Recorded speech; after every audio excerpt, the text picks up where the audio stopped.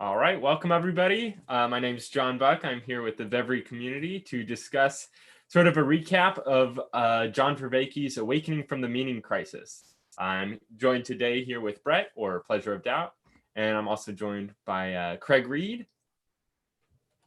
Hello, everybody. Hi, There you go. and also Daleric, or on Twitter, you're known as Struan Cumming, right? Good evening. Yeah, there you go. Yeah, so the plan is just to, like, we've gone through all 50 lectures and have definitely gotten quite a bit out of it, but we sort of wanted probably a shorter episode just to sort of recap and get a better understanding of like what are the takeaways that we have from it, and what was the series sort of in general, that we can kind of understand, and also to help us a little bit because for our interview with John Vervaeke on Tuesday. So to help us out with that. I don't know if you know about that or not, Craig. I forget if that we're going to be talking with John Vervaeke on the channel. Cool. When is that? It's on Tuesday at 7 p.m. I think, yeah, we should be live streaming it here. Or at 7 p.m. EST. This Tuesday? Yeah, this Tuesday. Am I part of this?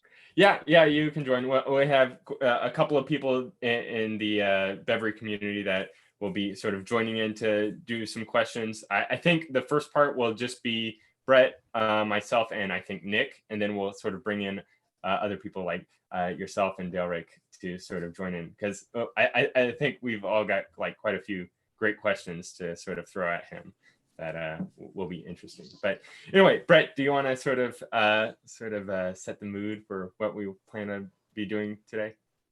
Sure. Well, we wanted to talk a few things. We wanted to talk about what we all got from the series, sort of as a whole, and maybe we can go around in a maybe we can go around the square, so to speak, and say sort of what we took from the series as a whole.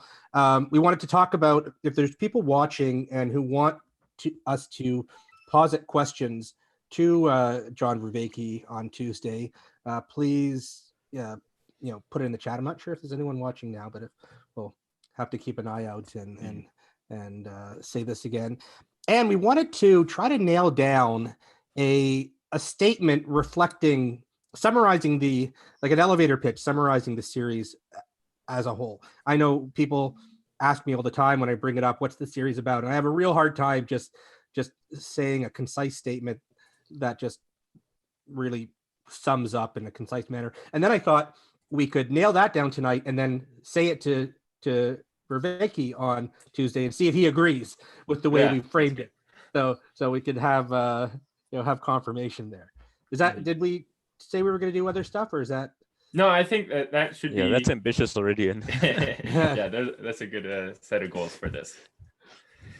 All right, I guess I'll go first. I haven't really thought of this through very much. One thing I definitely appreciate from Vervaeke's series is the fact that he's sort of providing a language between both the religious and the non-religious alike, that they can sort of start to describe the same types of things within a sort of framework that makes sense to both parties. Because that's something I see quite often, where when you get somebody that's like highly religious, they have their language that is purely nested within their own spiritual framework, and that's how they're able to sort of make sense of these types of things. Or for the atheists, the materialists, they're sort of also speaking from within their very like highly mechanistic, scientific sort of empirical framework, and it's hard to get those two to sort of like overlap with one another without like highly losing quite a bit of information. And I think that's one thing that Vervaeke's managed to do quite incredibly well. It is providing sort of that middle ground framework. I think that while it is the case that there are limitations to it, as there are for every framework, it at least is sort of like open enough that people can get to play around with and be able to sort of like better understand their own positions from sort of a more neutral perspective, but also still be able to talk about things that are like meaningful to them, I think, which is, quite incredible. Should we comment? Are we commenting or? If you want to comment on that, if you agree, or I Craig, totally agree. The yeah. most important part of what he does from my angle, for what I do, is actually the language. The language usually, for example, one time, I don't know if you guys remember when Hillary Clinton was running for president, but one of the reasons, not this time, way back in the beginning, 2008, but one of the things that I was impressed with her, she went on Mad Money and was talking to the stock guy. And I immediately noticed that she was fluent in all the economic language. Like, the language is usually specific to a context that's really, really kind of rigorous and tense. It reflects a whole worldview. And if you don't know the language, you don't get what people are talking about. Mm-hmm. So his language is it reflects an actual ontological reality, like of neuroscience and but that's ontological or phenomenological reality, maybe. What exactly is the difference there? In how ontological is what actually is, and phenomenological is what exactly? How we experience it, like what it feels like, what it looks like to us. So that's the reason I bring this up is, for example, we use the word spirituality. Now, for an atheist, that has a different, I think, ontological meaning, but I think it probably has a relatively similar phenomenological, qualia type experience. That we experience. People are spiritual. We feel these transcendent type feelings, and that we call spiritual, whether or not it reflects an actual spiritual dualistic realm. Right. Not sure how I would describe it. Let me finish the thought, and then you tell me. Maybe ontological is the wrong word. So, for example, with part of the huge disconnect is between atheists and Christians is the language. The language they train themselves to grow up on, language they train themselves to appreciate. So I recognize immediately when someone's talking Christianese, but most Christians don't, and I wince because I know it's Christianese and I know it sounds like from Mars to even a normal secular person. I was raised in the secular normal suburbs, so I recognize immediately how weird that language sounds to other people. Like when my mom came to visit us at church, and my wife, who's usually really smart about this, I think she did this on purpose.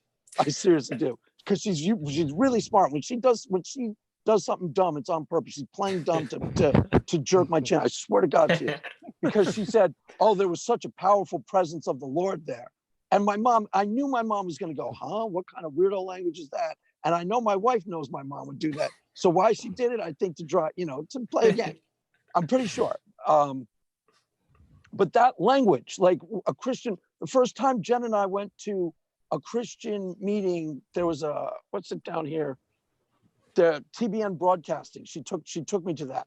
And the first one we met kept going, "Praise God," every five. Seriously, praise God. That's so good to hear, sister. Praise God. And I was like, oh my Lord, what planet are these people from? And they don't recognize how weird that sounds, So that's a big part of it. Like when he starts talking the language of neuroscience, that's like atheists and secular people immediately connect to it. Science head type people. So a huge part of it is the disconnected language between those two. Are they two ontologies or two experiences of realities or two ways of being in the world, right? Yeah, do you think that, okay, you guys are more, let's say, liberal Christians. I would say, is that fair enough? You're more on the liberal side than or at least in terms of your openness to others. Openness to in regards to the religiosity. With your willingness to talk to non-believers and accept non-believers and not think I'm like evil. Paul Vanderklay. Paul Vanderklay is way more of a traditional Christian than people think he is, because he's willing to engage other ideas. But what he actually believes is very similar to, what other people believe. Well, so I guess my question is, would some people who are maybe less tolerant to atheists, who think atheists are evil, sort of reject atheists using the word spiritual or religio or sacred? That because we do mean something slightly Different. probably phenomenologically similar, but Mhm. but ontologically different. Right. Would there be a pushback against that? I mean, people have been using the term spiritual for quite a long time now, like ever since the 60s. You kind of get that sort of, there's a lot of people that are spiritual but not religious that Yeah, what does that word even mean these days? yeah. Well, but honestly, the people who say spiritual but not religious, a lot of them really do mean they believe in things like ghosts, and they believe in things they just don't One believe in. eternal spirit, the Yeah, energy yeah. that Seances moves and from yeah. one to the other. Yeah, but they don't believe in God in the Right. exact same way, or maybe they believe in a God, but they don't like the traditional religion. So they still don't mean it in a purely secular way, I think, when they say spiritual but not religious, at least Mhm. I think a what lot that of Right, them. means usually. is just a rejection of materialism. Right. Yeah, I know. I agree with you. And Mhm. so I guess the question is, do you think it's okay for someone like me to use the words? Like, I feel a little uncomfortable using that word, I'll be honest, but I don't have a better word, or for transcendent. Like, I've had feelings of transcendence. I've had feelings of spirituality, I think. But I would rather there be a different word, but I don't have a better word. Right. Yeah, it's So almost like the even using the word spiritual sort of like refers to the ontology of spirits behind it. Like there has to be some Right. sort of like supernatural aspect to it. And Right, it seems sort of like I can see how like polytheists or like new agers can use that word and still have it sort of be meaningful, like an act like a worthwhile usage of the word. But for people like Sam Harris who have sort of an ontology of materialism, it's I don't know, it may be the case that a better term should be used for people like those. Like transcendent, I think might be Mhm. better in that I do transcendent. think, Like, yeah. like even though I don't quite understand it, to me it seems that when you have this feeling of something bigger than you, all encompassing, that crosses just you. It doesn't even need to like refer to something bigger than you, but rather just the fact that you're stepping outside of your usual frame of things for a second. Sure. Yeah, like I But remember, I haven't had this in a while, but I remember meditating once where I really did feel. I know I didn't get as close as people like Sam Harris do, but I did get a step closer to that feeling of oneness where my body felt floaty, and it felt a little bit like I was flying, and a little bit like I wasn't with my body. Like, so I had that feeling. Right? The only word I can think of, to describe it as spiritual or transcendent or whatnot. It was a very cool feeling. I really much enjoyed it, but I don't think I was literally leaving my body. Sure. Sorry, Delric. What were you? No, I was just wondering if we aren't equivocating on with respect to transcendence. It sounds to me like there's two meanings at play here, and the one is, well, you transcend, as in you transcend yourself, you step outside your previous boundaries. That's one kind of transcendence, and there's the other kind of transcendence, which actually refers to what is not imminent. right, And that, totally. like what is not imminent is what I think that the religious people mostly refer to, and I've got a bit of a concern here that if we use Viveki's language, that we'll end up we'll occlude the more religious kind of interpretation, if you will. Sorry, what do you mean by imminent here? I think you're using it in a context like you don't mean right now. Imminent. I think of imminent. It's just about to happen. It's Imminent, right no, in front of not us. imminent, immanent with an A. So like imminence I don't know what and that means. transcendence, but they're, well, I'm going to explain it. They're opposites. So like if something is imminent, it's within the boundaries. If it's transcendent, it's outside the boundaries. That's the distinction fundamentally. So like the world we usually interact with is what's imminent, what's like within our right. So I guess like during that meditation session, while I didn't think my body was actually leaving, I definitely had the feeling of transcendence, of transcending my normal experiential, body.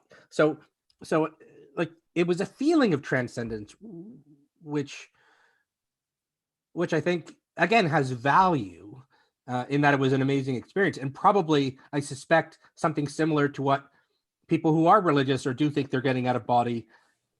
I think phenomenologically we were probably experiencing something similar, even though we probably have different bases for what we think is going on, and even different ways of interpreting the experience as well. Right. but still enjoying it and still thinking, hey, I want to have that again. And interesting, when I meditate, and I don't know if you guys have done this who meditate, if you, with your eyes closed, if you like look up hard, like sort of push your eyelids up to the top, your head starts to feel very floaty. I find if you sort of push your eye, like, like look up and like push your eyelids to the top, it really helps with that sensation. Something's going on when you can also press down your eyelids, you get a similar sensation anyway on your, like, but probably not healthy to do that. but so I guess, I mean, to me, I like exactly what you were saying, the bridge of language between theists and atheists. I think some people might balk at it, but I think overall it's a really positive thing to at least, and I know Craig, you're big on this, to at least acknowledge that we can phenomenologically experience something similar, even if and the Christian can say, oh yeah, it's God, but at least think that atheists acknowledge that atheists can have these feelings. The numinous experience that even Christopher Hitchens said, I've had it, and if you haven't, what's wrong with you? It's a normal part of being a person. Even Rene the atheist had it. Right. I think the most important part of language is like, the key is to developing rapport within communities is knowing the language and developing the common language, because it's a language that separates and divides people, because there's built into language specific understandings, and what he's talking about immanent.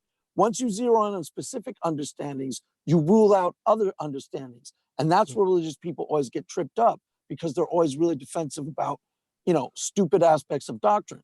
And the atheist people get tripped up because they're defensive about being taken for a ride and experiencing woo and, I don't know, they're really defensive about believing in God. To be quite frank with you, they'll start getting defensive about they don't like Jesus smuggling.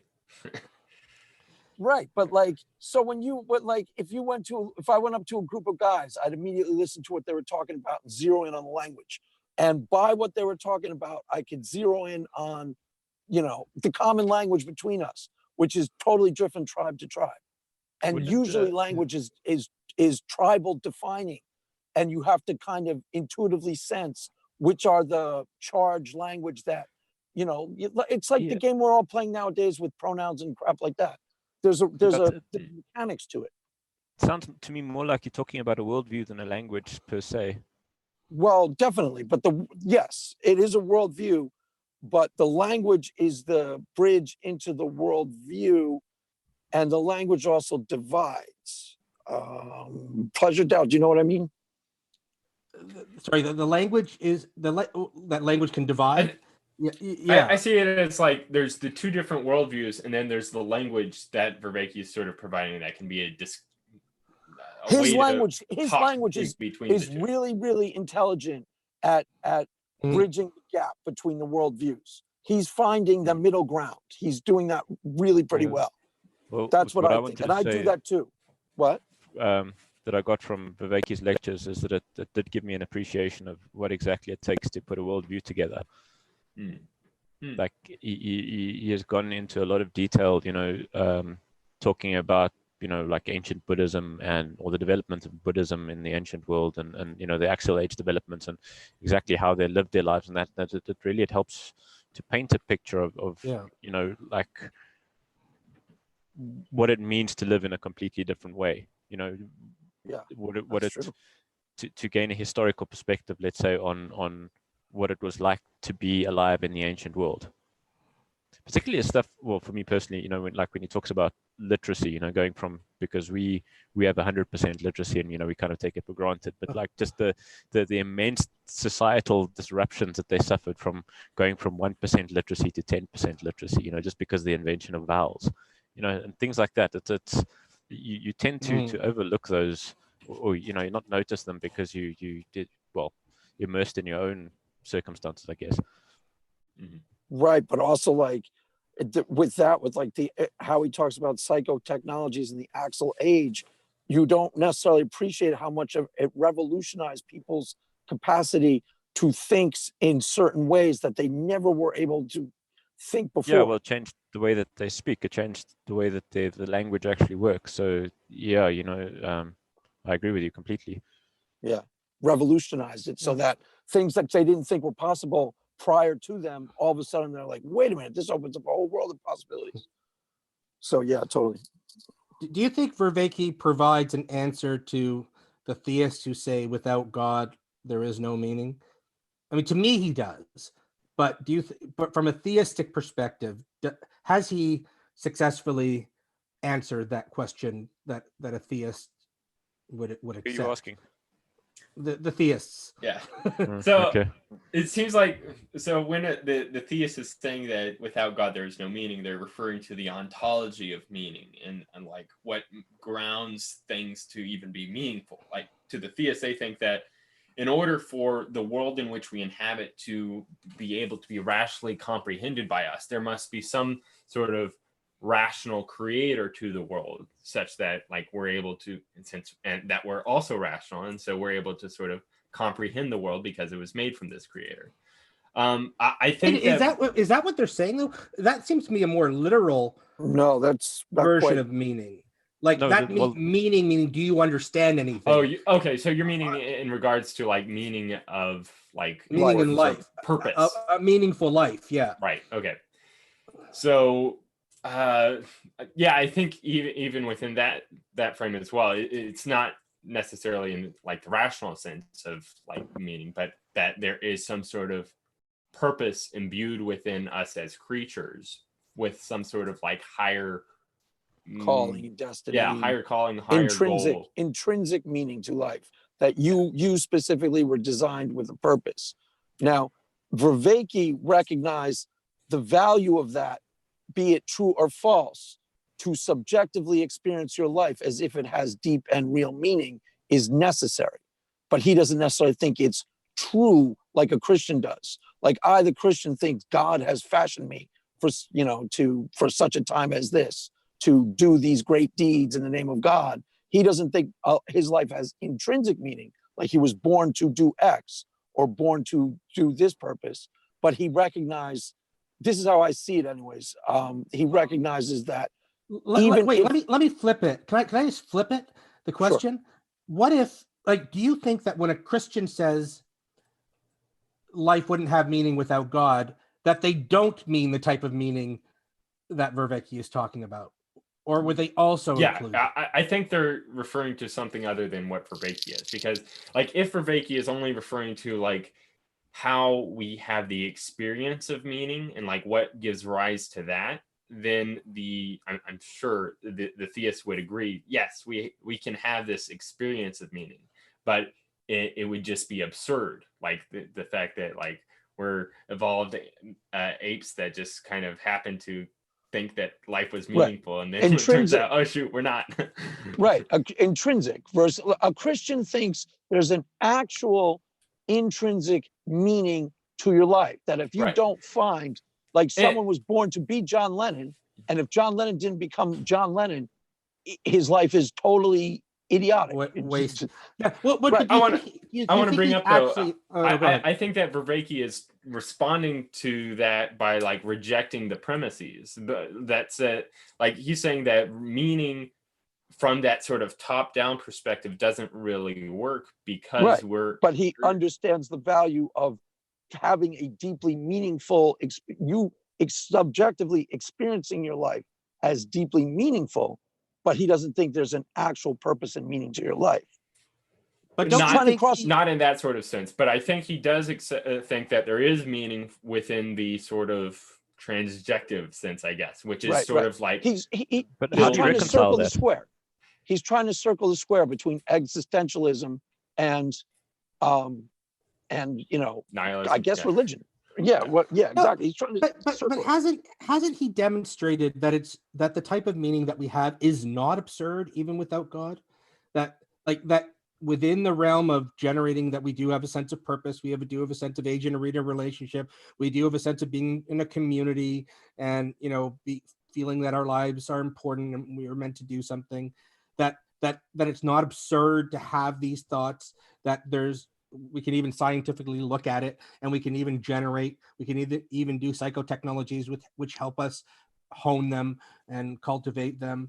Like that is So maybe. he brings up in his lecture on, I think, existentialism, what absurdity it is, where you have this expectation. Perspectival clash. Yeah, exactly. The perspectival clash where you expect the world to be one way, but the world does not match to that expectation. And so his response to that is that the perspective that we were having, or the expectations that we were having, are incorrect. We should instead maybe change the way that we perceive things so that now what we do have can actually fit and be meaningful. So that's what I'm saying. Do you think he's provided an answer, at least not to the whole universal meaning, but at least to the meaning that we do have, that it's not just self-delusion, that it does make sense. It makes sense in how we've evolved. It makes sense in how our cognitive machinery works. I think in order to successfully do that, it takes a strong amount of motivating factor. Like, you have to motivate the person to actually reject their first perspective, that thinking that, like, okay, if God doesn't exist, then nothing is meaningful, and now accept his newer sort of framing. And I don't know if that's what he was intending to do with this series at all. So it would be wrong to. But I think that's a valuable exchange for us to be having between theists and non-theists. To me, he does give some, I don't know, ammunition is the wrong word, but he does give some. He backing. gives what? Yes. Yeah. What? Yeah. But I think ultimate.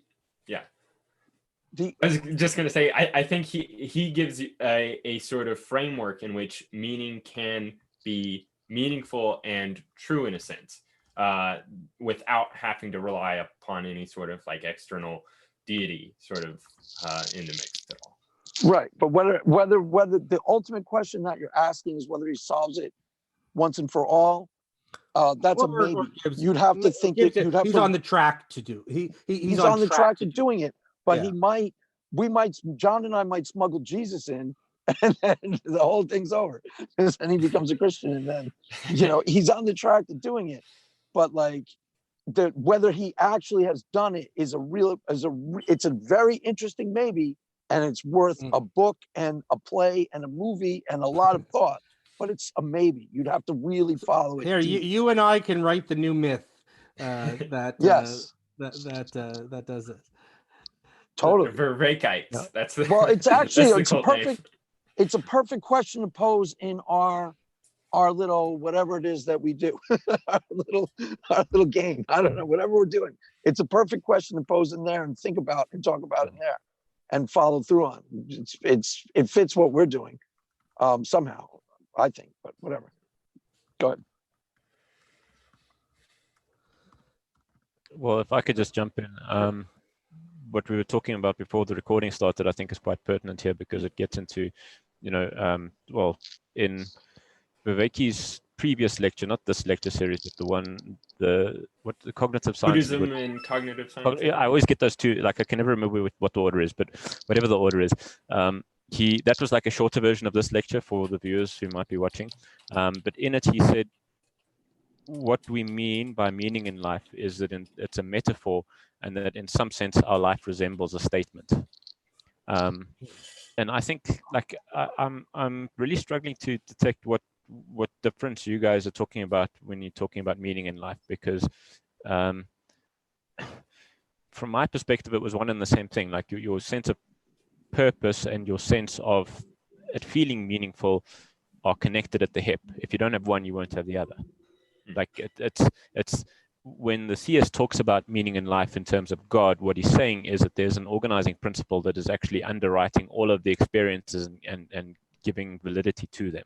It is not just something that is, well, you see the nihilist would say by contrast that, oh yeah, you're having these experiences, but ultimately nothing grounds it. So therefore it's well, what's the difference between that and an illusion? There isn't one. That right. So like I would say that within theism, I think those two are very closely grounded or tied to one another. Within theism, yeah, exactly. What theism, I would say, especially classical theism, its strongest claim to legitimacy is the fact that it claims to be able to present the words of God, and that insofar as we are relating to each other through our words, if you are able to say, well, the word is divine and is godlike, and we know what the godlike words are like, within the paradigm of operating within words, you have a claim to the ultimate. And that's what the theist, you see, the theist then says, okay, well, I've got this relationship to the ultimate. Here's the ultimate. The ultimate is a real thing, and this is what we're living by. This is the word that we're all connected to together. And and it's unified. That's the strong. Well, yeah. You see, I don't think that revolution of Bevry provides that. monotheism compared to polytheism, where like you have polytheism, and like all of these different meaning systems and rational systems are sort of at war with one another. It's sort of like a power play, I guess. And so why do you think that Vervaeke doesn't provide that sort of unified rational because he issues can't say it right now, but he rejects the propositional system. He doesn't actually construct a propositional system by which people can actually express their positions and say, well, even if the way that we identify with our propositions is false, we still need to be able to identify with them in order to feel like we are saying our words in good faith. If we don't have that, then all of our interactions do feel meaningless, because it feels like, well, I'm just pretending here, it's all a lie. And that kills the experience of meaning. Yeah, I mean, it'd be a worthwhile thing to ask him, because I'm not so sure that he would go so far as to eschew all of propositions, but rather keeping propositions in their rightful place. But of being the thing is, he pragmatic. might say that, but this is why the metaphysics questions get so interesting. Like, what does he mean by being, if he's, or the metaphysics if he's a physicalist? Because the rejection of the static in favor of the dynamic is also a rejection of literal truth in principle. Like, if you cannot isolate a concept into a stable form and then communicate it to convey it, if that's denied to you, then communication itself is ultimately, there's nothing real behind it. It's just a means to an end, and you've got rough approximations, but nobody's actually communicating with one another. So you're sort of making the case that in order to have propositions, you have to have this sort of stable ground of being that is rational, so that you can formulate these propositions and share them with one another, because they're not going to be changing or at the very least, I'm stating that that's the presumption that theism operates with. Right. I don't know, maybe like it's possible that there are other ways of looking at this, but I'm not aware of what they might be. So I mean, that's like, something maybe awakening from the meaning crisis 2.0 or after Socrates, that's something for that kind of more speculative work, I guess. I mean, my view is to have meaning, you just sort of need a cognitive apparatus, sufficient intelligence, consciousness to be able to understand things. Yeah. And then you create what John, he's kind of an existentialist in that he still thinks the essential paradigm existentialism is right. Existence precedes essence. You're born, and then you decide what it is that's going to be meaningful to you, and by deciding that, you make it more meaningful to you. But we still kind of discover it. Like, I don't know exactly why certain things are so meaningful to me, or why they're meaningful to me and not to other people. There's something in me, something in the way I'm built, and I have to discover it. I can't just decide, I can't just say, I'm not much into sports. I can't just say, you know what? To a lot of people, sports is extremely meaningful. Their whole lives revolve around. I can't just decide. Right, but you're putting your finger on exactly why, some of the whys of why I became a theist. Because prior to me becoming a Christian, I was taking a really deep look at my heart. And for example, some things that just seemed planted in me seemed really real. Like my sense of destiny didn't seem to have anything to do with what I cared or wanted to be true. It seemed to be something I was born to do. Do you know what I'm saying? I had a really strong sense of that. And that starts to lead you towards theism, because you can't have a strong sense of destiny if there wasn't a a divine intelligence behind the world.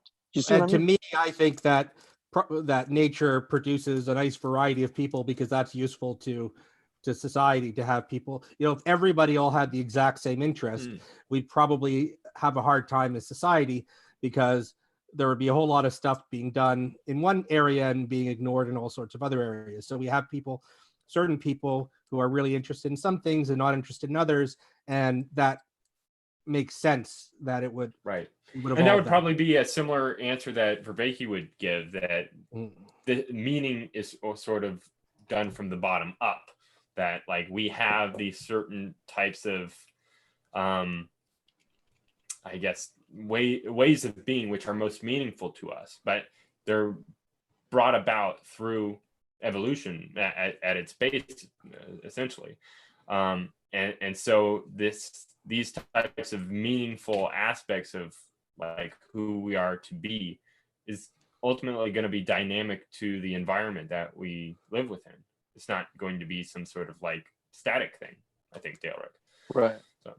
And But at least we can both agree. Sorry, I'll say it really quick, then I'll let you go, Craig. That I think we can both agree, though, that we do discover it. We don't choose necessarily. It's not just as simple as we choose our meaning. We do, whether you're theistic or non-theistic, you have to discover your meaning. Yeah, probably. Okay. Well, then you disagree with Sartre. You disagree with existentialism but what's interesting, just an interesting observation. I actually don't really need to say this, but why theists sometimes balk is because a lot of theists are scared that if they go down your line of thinking too far, there are implications in your line of thinking, and then they'll get stuck there. John, do you know what I mean? You kind of know what I mean.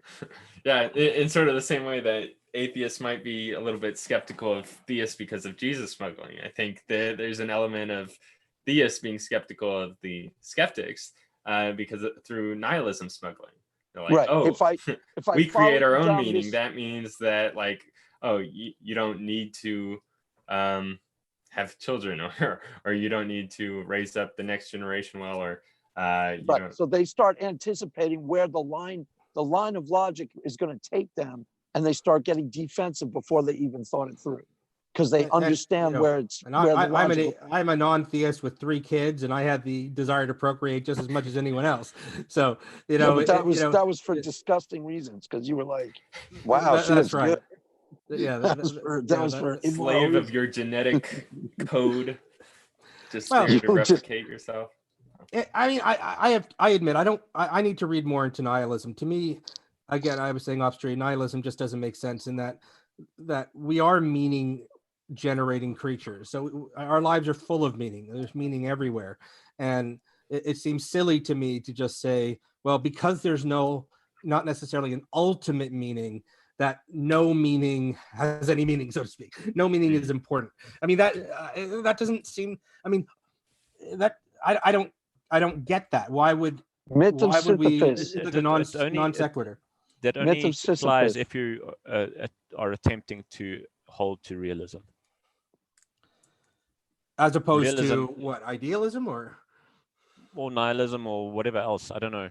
Like realism, we should be careful about how we're defining real, but how I'm using real now is the Greeks invented realism, basically. They, like Parmenides with his thinking on metaphysics and on being as being unchanging and eternal and all of those things. That realism basically grew out of that tradition. And so realism would posit, realism has at its heart the norm that, well, you should make yourself in concordance with the world. Your conceptual schemes should agree with what is outside of you, and that there should be a one-to-one correspondence. And that, and within that, there's also the within the one-to-one comparison that we have the capacity to do that. Like there is the ability to have a rational connection to what things really are in their essence, and because we're some sort of sharing between, say, the form of the thing that we have in our own minds. And I would say that postmodernism is probably the most strongest denial of that general state, that general point of view. So if you're operating from within a realist paradigm, then not having ultimate meaning renders all the meaning meaningless. Except to me, ultimate meaning, like if it's a God, to me, that's God's meaning. That's why I am important to God.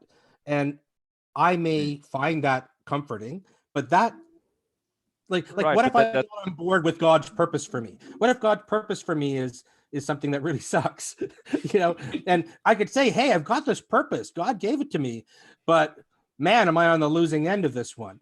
And so I that's God's purpose. I don't know still why we don't still need our own purpose, regardless of your world view. No, I'm not saying that you don't need your own purpose, or you see, if your own purpose is sufficient for you, then you aren't trying to make your own purposes comport with the world. You're imposing them on the world. So you don't care about what the real purpose is in the first place, because you've got your purpose and that's good enough for you. See, I guess I'm part of the world, though. So, okay. If you're going to say that you are part of the world, then trying to make a distinction between you and the world that becomes absurd outright. So, well, because I think part of discovering our own meaning and our own purpose is discovering, for example, what are we good at, and often we'll try to cultivate the things we're good at and take advantage of those, or get better at something we're not good at. And so I think that is treating ourselves as part of the world, exploring ourselves, figuring out, like, I don't think we are all created with equal talents and equal capacities and equal propensities. We have to figure out what we're good at and what we're not so good at, our pros and cons in different areas. And that's as much of the part of the world as anything. Yeah, sure. I'm just saying that, like, if you within the philosophical idea of, like, as I said previously, if illusion is defined as what is only in the mind, and illusion and reality are opposed to one another, then obviously within that paradigm, then meaning that is only to be found within you, even though it's in the world, will not be seen as legitimate. That's my point. I'm not actually advocating that point of view. I'm just trying to describe what that point of view would say. And Concept Hut is watching, and he says, am I important to cookies because they wouldn't be born without my interest in eating them? With the thinking phase. I don't know if cookies are well, no, but no joke. I mean, to cows, we must be the ultimate evil beings, right? Like, we're like vampires to cows. In certain ways. I mean, there's other ways in which, the very reason that cows are able to exist are through the actions of humans. Otherwise, they would have to exist out in the plains. Boy, we give them these easy, cushy lives, and they're going to die anyways. It depends on if with you're domestic cows that only have one predator to worry about. Yeah. So that's us. We'll take the factory farm cow. Should that factory farm cow think, you know what? My purpose in life is to be in these terrible conditions to provide a meal for some family, and that just makes me feel great. I think the cow's legitimate to say, you know what, I'm not on board with this. And even though that's my purpose. Are you familiar with Hitchhiker's Guide from the Galaxy? Yeah. There was that scene in the book, I don't know if it was in the movie, where like they're ordering the food and then the cow comes along and it's like, well, which part of me would you like and everything. And is it Arthur Dent? Arthur Dent. Yeah. And so, like he's completely, loses appetite, everything. He wasn't happy to do this. Yeah, would you want to eat something that wants you to eat it? I don't know. I always think that there's this commercial in the movie theaters where I'm at, where it's like these popcorn in the popcorn machine and talking about the people coming into the. I'm like, they're just like talking. They're about to be eaten. Like, what? What is this anyway? It must be horrifying. Yeah. Did you guys see the movie Hot Dogs, or what was it with the? Seth Rogen's. It was like an atheist like parable of. I was so surprised. I didn't know it was going to be an atheist parable until I started watching. Wait a minute, which one? Hot Dogs. What is it called? What was it called? No. Dogma. No. It's about these sentient hot dogs that they. Sausage Party or something. Yeah. Sausage Party. I haven't seen that yet. But, it's pretty funny, but it's a whole thing is an atheist thing. It's an atheist like parable. They discover. I'll have to watch it. It's almost like Gnostic in a way, because they recognize that all of these myths that they had been led to believe are all fake, because you're just going to be taken home to and then be eaten, and it's just horrible. Yeah. Right. Well, It's Concept pretty had funny, asked, actually. Yeah, it is funny. Concept had asked, would you rather be born to something's food, to be something's food, than not be born at all? My answer to that would be depends on the living conditions. Again, the free range cow, I'd definitely be on board being, but the factory farm cows, you know, or say the, I mean, I'm not a vegetarian, but one food that I love, but I have real trouble eating is veal, because they keep calves in these inhumane, these horrible conditions, tied in these small spaces, and like that seems abominable. Like you know, so I don't think just I wouldn't want to be born to be miserable my entire existence just to be someone's food. That wouldn't give me a sense of purpose. Though being maybe a free range cow saying, hey, this isn't so bad, I can do this until they humanely kill me, you know, that might be okay. All right. Do we want to move on to some of the other what was it, two other topics that we wanted to go over? Well, hold on. Well, did we talk about, like, I've got a bunch of things. I don't know if we want to do more things. We appreciate. That would be great. So a big one for me was, I was never a big anti-theist, but this series did help me have a much better understanding of what religions do, particularly in the ritualistic sense, and made them make more sense to me. You know, the rituals of religion and their functions and the positive role that they can have. So I was never a huge anti-theist anyway, but it made me less of an anti-theist. I guess I would never have called myself an anti-theist, but it made me less.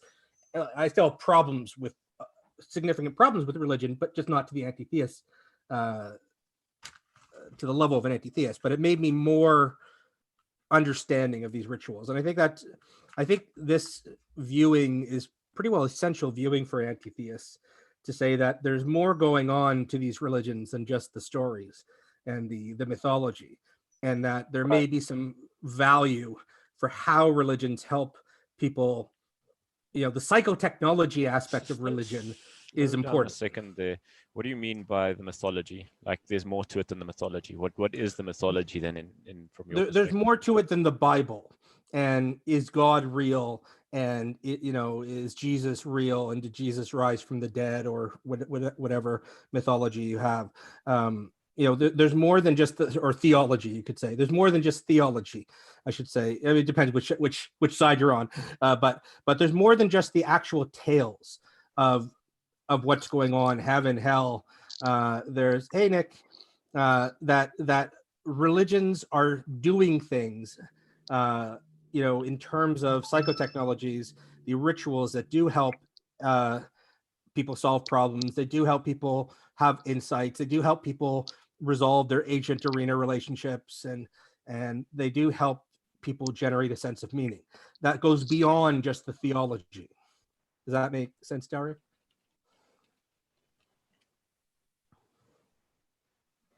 Well, I mean, I definitely agree. It's just, well, I tend to think, you see, I think that the mythologies specifically, what they do is they construct a narrative of the world that people can live according to, and it allow, you know, like religions typically have worked because the mythologies tie large groups of people together into acting in more or less similar ways, so that their efforts can coalesce, and you know, like, so that they can engage in projects too big for one person, let's say. I think it also works in the other direction, in that mythologies allow us to. Wow, I really just jumped in here, so I might be missing the mark. But... Hi, Nick. Hi. What's up, Nick? In the sense that I think the mythologies also allow us to contextualize the extreme openness that is accompanied by spiritual experience. So it allows us to take these kind of amorphous, almost, you know, understandable experiences, and contextualize them within a narrative that many others have partaken in. So it kind of like combines at the bottom and also combines at the top. Yeah, no, the part I was bringing up was the appreciation. Like we were talking about things that we were taking from the course, from the all 50 episodes that we appreciate. So I was talking about a deeper appreciation of like the parts of religion, things that religion does, such as rituals, outside of the theology and the mythology, that it gives me a better appreciation of what these rituals do, even down to prayer itself. That prayer has a function beyond communicating with God that's probably positive, and that when we poo-poo prayer as a non-believer, we're probably, if we're just focusing on, okay, they're not really talking to God, then we're probably missing a big positive property that's in there, so again, it's part of, while we may not agree on what's going on in talking to God, we can agree that there's something positive going on and not just think it's just ridiculous. I see. Yeah. And I think that's useful. I guess, yeah. I was trying to immediately interpret where the conversation was coming from, jumping in randomly. But do you want to bring one up aspect I was focusing on yeah. on mythology in general, one of its functions. But yeah, sorry, continue. No, so we're just sort of going around saying what positive things we took from the course. So before we go on to another one, does anyone have any comments on that? I know we've talked about this before, but so I think everyone's probably on board. Yeah, and I might throw in at that level one aspect I've greatly appreciated about Vervaeke, while I perhaps disagree at certain levels, almost propositional levels perhaps, or more superficial levels. I greatly appreciate the orientation he offers to a spiritual practice by heavily emphasizing the participatory and direct practice aspects that often gets de-emphasized in the modernist and perhaps even postmodernist frames.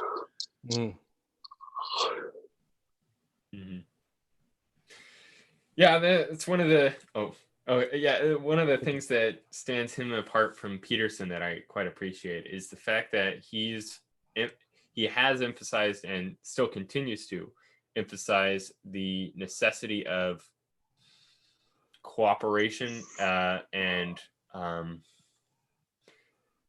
challenging your ideas with others, but also like seeking to build some sort of community, something like that. That's the thing that I think, while Peterson is great for all the buckos out there that are having a sense of loss of meaning in their lives, I think Vervaeke is bringing up how when you have an actual community that you're interacting with, that provides you with a level of self-deception, overcomingness that you can have, just because you're having to actually use your experiences and see if they comport with other people's experiences as well.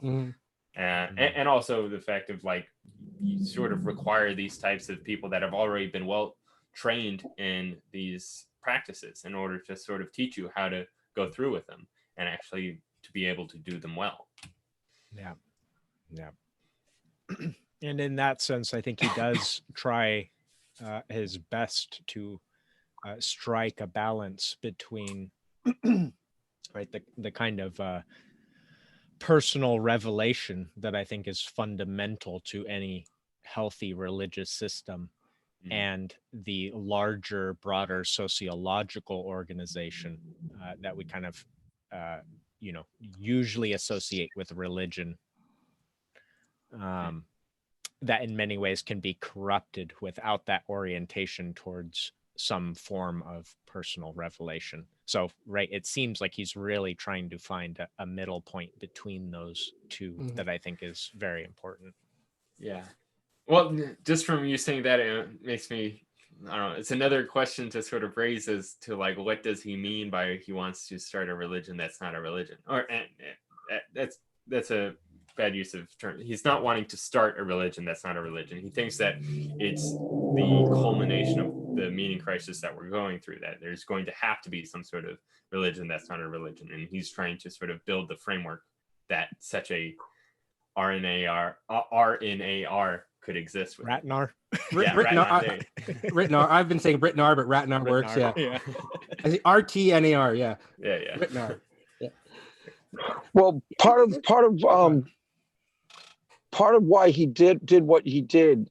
This is a little late, but responding to what you just said about Vervaeke, pleasure doubt. Part of why he helped soften the anti-theism is because there are actual cognitive science, rational understanding reasons behind these rituals that can be spelled out to people, to someone who cares about like the science of it, the rationality of it. And there's actual like rooted in the science of behavior, the science of how people adapt and things like that he spells out for anti-theists so that they understand the mechanics and they don't just think woo artistry and, oh, this is just superstitious gobbledygook. Even superstition, there's a mechanics to why people do superstitious rituals. Like baseball players are the most superstitious people on the earth. And there's a whole science to why. And the science makes complete sense. So he studies this stuff down to the rational understanding of it. And he kind of siphons out the mystery, but not enough to bother me. Probably enough to bother some of the Christians, but not enough to bother me. He chisels it down to the actual scientifically knowable facts about religious experiences and rituals and why they work, why they produce the elements in people that they produce, why people find value in, why people passionately defend them, et cetera, et cetera. There's science to all of it. So he chisels it down to the knowable science of it. And that's what you immediately started to perceive. And you go, wait a minute, this is real understanding. And he also wants us to move beyond just those rituals and use science to figure out new rituals to help us even do this stuff better. Right, because his ambition, which may be an achievable goal, is to build a new thing, is to build take all this information and actually consciously construct something very similar to religion that performs all the good parts of religion, but none of the baggage comes along with it. Well, this leads to a question I have. Maybe we can go around. I'll give my answer too. Whether or not you want to say join the religion that's not a religion, would you say this series has either changed your life or in terms of things you want to do, or you want to change things that you do to go along with what he said, that you want to change your current practices based on what you've learned in this course? I mean, I'll just start. I mean, he's convinced me that there's a lot more I want to be doing in terms of my own rituals. Like, for example, I'm going to start with just meditating more, but there's probably more I could get into, and that there's some real value there in terms of enhancing insight, enhancing wisdom, and so on. I don't know exactly how I want to go about doing this. I don't have a lot of disposable income right now to join, a cult, martial arts, to join, to join things. Fees are high, yeah, that's right. Cult fees, they're pretty expensive. But I do. I mean, he's changed my thinking in certain things, and I do want to incorporate some of these things into my life on a more daily basis. What about you guys? Well, I might admit my own propagandistic frame, but it seems like many of the parts I found deeply valuable in his work are things that I was working on before coming into contact with the Vervaeke, or things that I had found valuable. And so I end up finding myself appropriating his content as better defenses of arguments I was trying to form. So do you think it will help you to do those things and to actually do those things? Yes, and likewise to communicate their importance both to myself and to others in conversation. Nick, you bastard, you stole my answer. Yeah, you stole mine too. You stole mine too. although well, I would shade it slightly differently. Viveki definitely, like,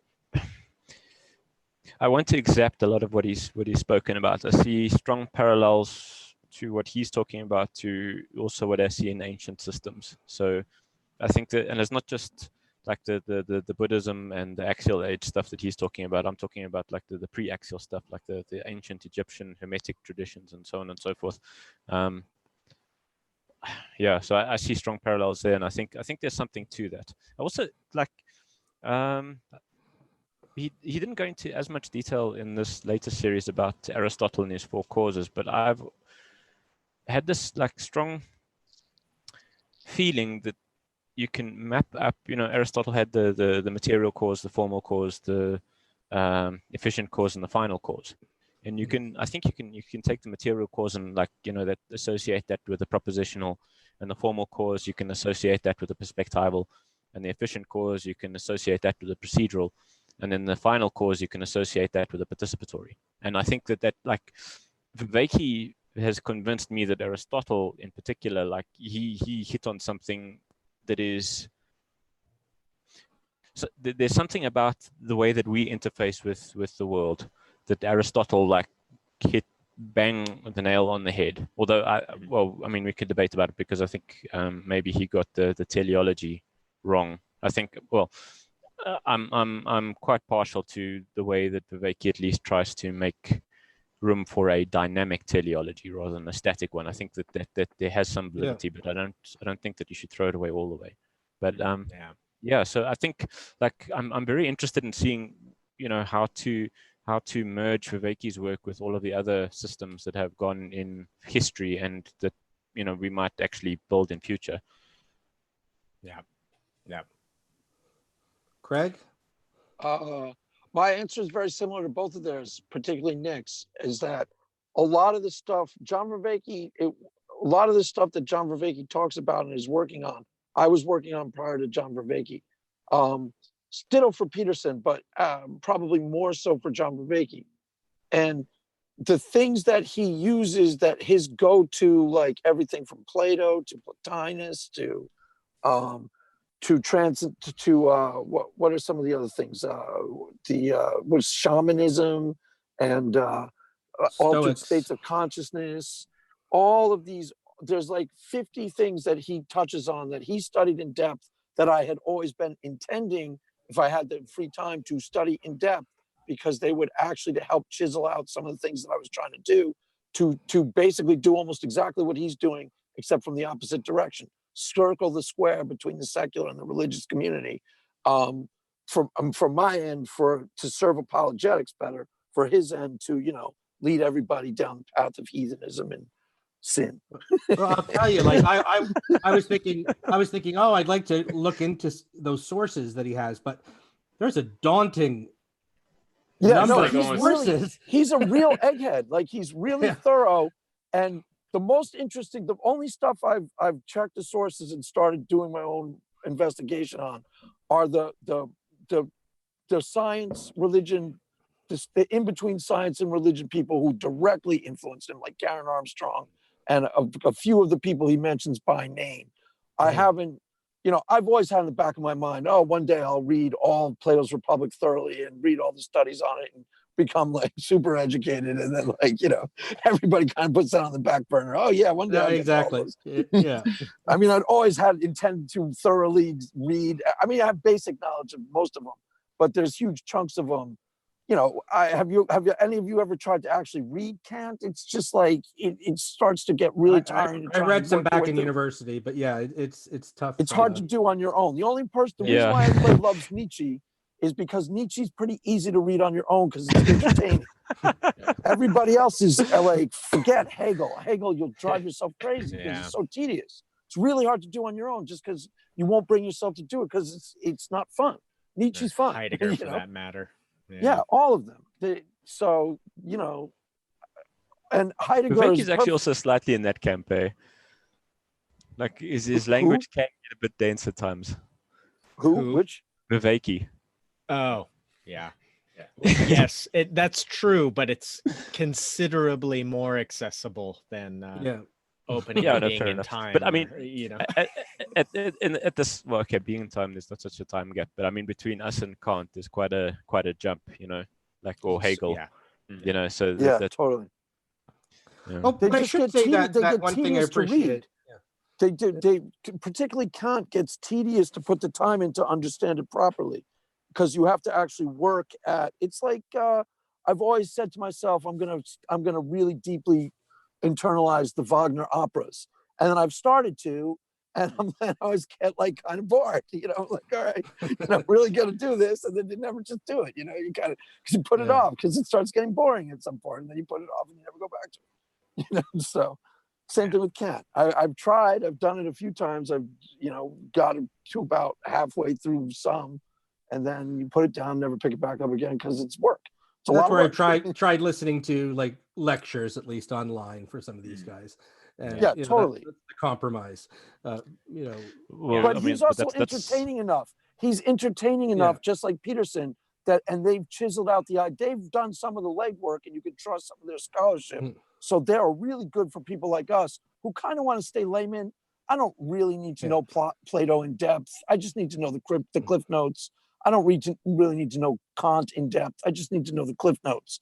And he's like the cliff notes because he's studied it in depth, and we can get a translation that's good enough for our purposes, or at least for me. John and I were talking about this offline, that Vervaeke's very good at being able to talk to different audiences. So he's able to talk, to the academics on their level, and I don't understand much of what they're saying, but then he can talk to the layperson in still an intelligent way. He's not dumbing it down, but he's talking he's dumbing it down a little, but not too much. He's not taking the intelligence out of it. Yeah, I must say, irrespective of the content of what he conveys, Vervaeke obviously has a skill as a teacher. Mm-hmm. Yes, excellent, actually. Yeah, I'd almost, if classes were back on, like, I don't live too far, I'd almost want to, sneak in and audit some. Yeah, how many teachers? Just look at what we're doing. How many teachers can you actually think of ever who there's 5 people who have dedicated like 2 or 3 hours a week to talking about their work, not for grades, just because they're interested in it. Mhm. I mean, that's pretty impressive just on its own. That's an achievement. I mean, that's and there's a good reason to do it, because some of this stuff is really substantially on point, like really valuable. What I'd like to, on Tuesday, I'd like to make sure we express some of this to him, maybe at the end, when usually he'll say, hey, do you want to wrap up? Maybe that's the part where we say, hey, we want to. I actually think it might be better to do it before the questions. Yeah. Yeah, especially given some of the questions we have. Yeah. Butter him up before we also throw him soften the blows. But extend the goodwill initially. Yeah. Mm-hmm. John, although apparently it's a much better manipulation technique to exit well. Yeah, it's a compliment sandwich. You gotta start off right. That's right. John, did you answer? I would say that, given sort of the journey, I guess I've been on before even going into Vervaeke, I think a lot of like what he provides in like explaining these types of stuff has been very helpful, and at least maybe codifying my journey to know like, okay, I'm sort of on the right path this way. As for practices, it's hard for me to like think of what are the exact practices that he explicitly endorses during this. Well, that's one question I do want to ask a little bit about.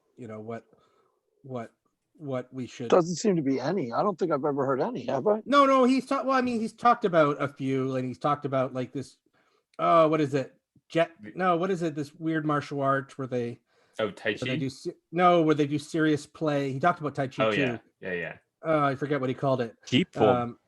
Yeah, there you go. Yeah, I think that's the deep and I mean, he's talked about. What is it? Yeah. He's talked about meditation and contemplative meditation, and right now he actually has a bit of a course going on, which I haven't listened to yet. But I'm gonna start trying to do maybe his daily meditations. I also have the Sam Harris app. I want to do that too. Meditation is something I love doing. I always benefit from it, and I don't do it, and I don't know why I don't do it. And there's some. Yeah, well, I mean, Vervaeke is also like quite happy with the community that's forming around his daily meditation. So I would say that there's a lot of merit in joining up with them if you want to engage in, like reach out to them and be part of the community. And but I mean, and I'll say another thing that he gave. Oh, sorry, did you finish answering, John? Yeah. Like I'm a nun, so I mean he's talking to the nuns, so that's something I really appreciate, that I'm right in his core audience, the beginning of a sense of where to go. And it's kind of exciting to be in this on the ground floor. Like, it's clearly a work in progress. He doesn't have all the answers. A lot of these issues, these are things he wants to study more. And it's sort of exciting to be part of the development of something new. But there's also the other side of that is, okay, well, he's so afraid of autodidactism, and this is what I want to ask him about. Well, then what's somebody who's not already in a community like that to do? We're sort of like, what do we do now other than wait for the experts to figure all this stuff out? And wait for the wiki page. No. Yeah, wait for the Messiah. That's actually... But what you were just saying there, I really do appreciate, and I'll have to bring it up to him. It is the fact that he's having these conversations with people and actually integrating their sort of criticisms of him into his work. Yeah, which is just quite impressive to actually see. Like, he actually name drops both, I think, Vanderklay and Peugeot in his lectures. Does he really? Especially Peugeot. In his conversation, I've seen him. In I think episode 48, he refers to Peugeot. But yeah, in his conversations as well, he's actually like taking the criticisms that Vanderklay has kind of brought to him and actually like wrestling with them, which is that actually helped me contextualize a little bit better his lectures as well, because many of the parts that seemed kind of confused, or where it seemed like he was contradicting himself, I think perhaps were born from him allowing himself to legitimately be affected by the conversations he was having, such that there was somewhat of a contrast between the course that he had pre-written and was intending to teach, and kind of novel revelations that he was still dealing with and processing actively, that he included in the I definitely agree with that. That's interesting. And it's easy to criticize that, and I have done so, often because the tone of labeling a course like Awakening from the Meaning Crisis, as opposed to something like Exploring the Meaning Crisis. Yeah, well, that's also, I've said that before. It's like Viveki will say things that he means tentatively, but he's such a forceful teacher that he will then say it decisively, and then you get the wrong impression. Yes, right. I've run afoul of that one myself. Yes. But right, and while that becomes an easy place to criticize, I also have to admit that I'm greatly appreciative of a person that is willing to actively alter their message as new information and considerations and frames come in. So yeah, well, it wouldn't be very good to argue for a dynamic shifting worldview. But it'd be so much more common to be like, have this great theoretical thing that you weren't actually doing. It'd be so much more common. I swear to God, like, here's my dynamic telos. You got to make sure you have this in your life, and then it becomes his dogma. That'd be so much more common. Absolutely. So Craig and Nick, we talked about beforehand about during this call to see if we could come up with sort of a couple sentence summary of the course, like the elevator pitch. So when people ask us what the course is about, we have a concise description, and then we can put it to him on Tuesday and see if he agrees with our framing. Do you guys feel like going through that, or trying to I don't even know if I could attempt it. Because one of the things I was going to do the first time I was interviewing you, Pleasure Dow, was going to ask you to tell me what the meaning crisis is, because I'm not even sure I could give a really cogent, pithy answer to just that. Like, it's so, because he's explored it so well that to chisel it down to something like essentially what he's talking about would be really hard to do. I think I don't know if I could do it. I mean, it don't was think I could. easier for me to do when I thought the meaning crisis really focused on the agent arena relationship, but now I'm not quite as sure that that's the core of meaning, where it seems that maybe it's the underpinning of meaning, that the agent arena relationship is necessary for each of the subcomponents of meaning. But it seemed to me that as the religious institutions morphed away from sort of the psychotechnologies of the past and towards more secular and into secularism, that we've lost sort of our ability to I don't know, cogently, no, not cogently, but I to was under the have a good impression that sense of our agent arena relationship. And I was under the impression that the agent arena relationship was the participatory knowing that revealed the understanding of the agent arena relationship as such. So I think there's some validity to what you're saying, at least, because from what I can understand, Vervaeke wanted to use the transjective the way that Heidegger used, like Heidegger wanted was looking for the bridge that connected the object and the subject. And I think Vervaeke calls that the transject. And that's the agent arena relationship. You see, it's like the agent is the subject and the arena is the object. And that's how the world presents itself to you. And it's the participatory knowing that allows you to know the world as it's changing you and you are changing it through your interaction. So, like, yeah, I mean, the meaning crisis is, well, I would think that insofar as you can feel connected to anything, it would have to be in terms of that, at least as far as Vervaeke is concerned. When he opens the series, he, like, his evidence, I guess, for there actually being a meaning crisis is to point out, I think, the rise in opioid usage, possibly suicides, as well as like distrust in institutions, as well as with political systems, and legal systems as well. These are all like signifiers that he uses to there being some sort of meaning crisis, where the people within a society are not feeling connected to the society that they exist within. And that actually draws to one of the four, I guess, criteria he has for meaning, is that feeling of connectedness that one has within a community.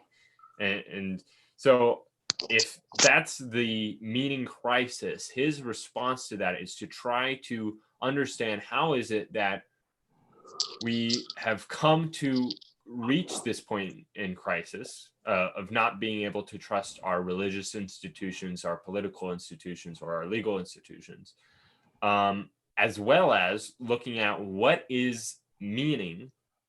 How is it that people come to have this experience of meaning, and how could a framework which provides that sense of meaning be produced that also fits all of the requirements for our other institutional needs? I don't know. That's pretty good. That's pretty thorough. Thanks. That's pretty good and thorough, but what we want is short and pithy. Yeah. Yeah, but that's how you get short and pithy, because that was almost comprehensive enough to be satisfying. What were the four? Boil it down once lines more. there. Boil it down once more and see what you get with, like you. So, you Yeah, that's what I summarize the mean. We summary. can chisel that down to we can make that pithy, because I think that was comprehensive enough to cover it, right? Wasn't it? It seemed to me. What are the four things again, John? The connectedness. Right. So the feeling of connectedness, a feeling of purpose, what are the other two? Brett, you're the one that brought it up to us. Yeah, connected. Yeah, the four. There's a few different versions of it, but the four: sense of connectedness to what is real, what is bigger than you; sense of mattering to others and to reality; a sense of being cared for by others, the relationships that help you develop; and a sense of purpose, a sense there's some overarching goal for your life. Okay, so we can chisel those down to. Those have some overlap, so we can distill those. There's some overlapping ideas there, right? So we can distill those into like two. The feeling of connected. I noticed like the way that he frames all of these are as the feelings of, so like the feeling of connectedness both to your environment and to your community, and to being cared for by the community, and also having some sort of like direction towards your life. That way you can feel like you're making some sort of progress. I think that's the reason that purpose is in there. I know he said before that he tries to de-emphasize the purpose aspect of meaning. For one, I think because Peterson highly emphasizes it. For the other reason, he thinks that purpose isn't the most meaningful, isn't the most necessary component to living a meaningful life. Sorry, Well- what do you mean that Peterson really emphasizes it? It's that's what Vervaeke said. Let's trying to figure out what he means by that. From, I guess, Where did he say that, first of all? that was in his conversation. You guys had linked it in the chat. Yeah, it's in a conversation, and I can't think of specifically which one. I'll find it up. Don't worry. Well, And What do okay, you think? The What do you think? sense- Hold on. Oh, sorry. yeah, well, it can wait for later, but please don't forget. Well, I was gonna say, what do you think of this wording? As we have left the axial age towards the secular present, we have lost the connection to ourselves, to each other, to the world, and our sense of purpose. Terrible. No, I'm just kidding. That's pretty good. That's pretty good. But then mention the institution somehow, because I think that's somewhat important in the comprehensive. But that's pretty good. I like that. I'm good with that. How's this for a simplification? The three domains that we must, in some sense, recognize meaning in is the subjective, the objective, and the transjective. Well, just, I mean, we can do a more complicated one, but ideally, this is something we can say to anyone, right? Right. So I think we've got to get away from the technical The terms. Vervaekean terms, yeah. Delric, It's the- about feelings and stuff, man. Like somebody asks you on the elevator, what's that about? It's about feelings and stuff, man, you know. And then It's they'll be like, the- oh, cool, sounds good. the religion that is not a religion with Andrew Sweeney, and it's around 46 minutes in, a little bit after that he discusses meaning, and he refers explicitly to Peterson, and he thinks that Peterson overemphasizes purposeness in leading a meaningful life. Well, okay. What if we do this? We're going to talk offline, not live tomorrow night, right? And Yeah. Why don't we have as homework? We each try to craft a mission statement, Okay. or an elevator pitch, and then we'll, if you want, like I've given you access or to the notes. Well, to I the have a brainstorming question for you doc. guys can in all that put it in respect. there. Okay. Would you agree that a language can be also called a word institution? Yeah, that seems like an apt thing, because like in order for a word to make sense, it has to be made. It has to Right. be built The within question some sort is, of like larger What framework. happens when the word institution collapses and you lose faith in Oh, that? that's true. That like postmodernism could be another instance. Well, of exactly. This is like, distrust in our word institution. That's good.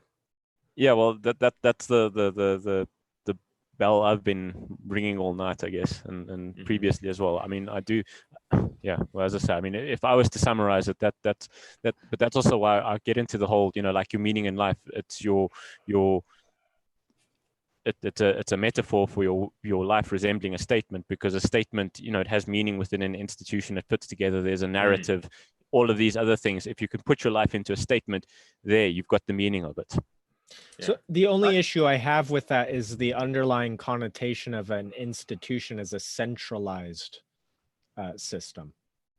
So language to me seems to be distinctly a decentralized system, which is to say that it gets institutional, or it achieves institutional authority through distributed use, as opposed to some centralized authority granting. And it's certainly dynamic, that's for sure. Like language evolves. But also, I would be careful of, like, not that that's not relevant, but as he makes it clear, the meaning crisis started long before the modern day. So we don't want to put it all on Like postmodernism is a relatively recent function, but he might say it's the problems with postmodernism are a reaction to the meaning crisis or part of the meaning crisis, but they're not a cause. Like they're a current manifestation of it. But they're a post hoc visualization of something that had organically They're a manifestation arisen. of the meaning crisis. Yeah. fundamentally. Yeah, I mean, Yeah. he even like quotes Nietzsche there. Like, I fear that man cannot let go of the belief in God insofar as we still believe in grammar.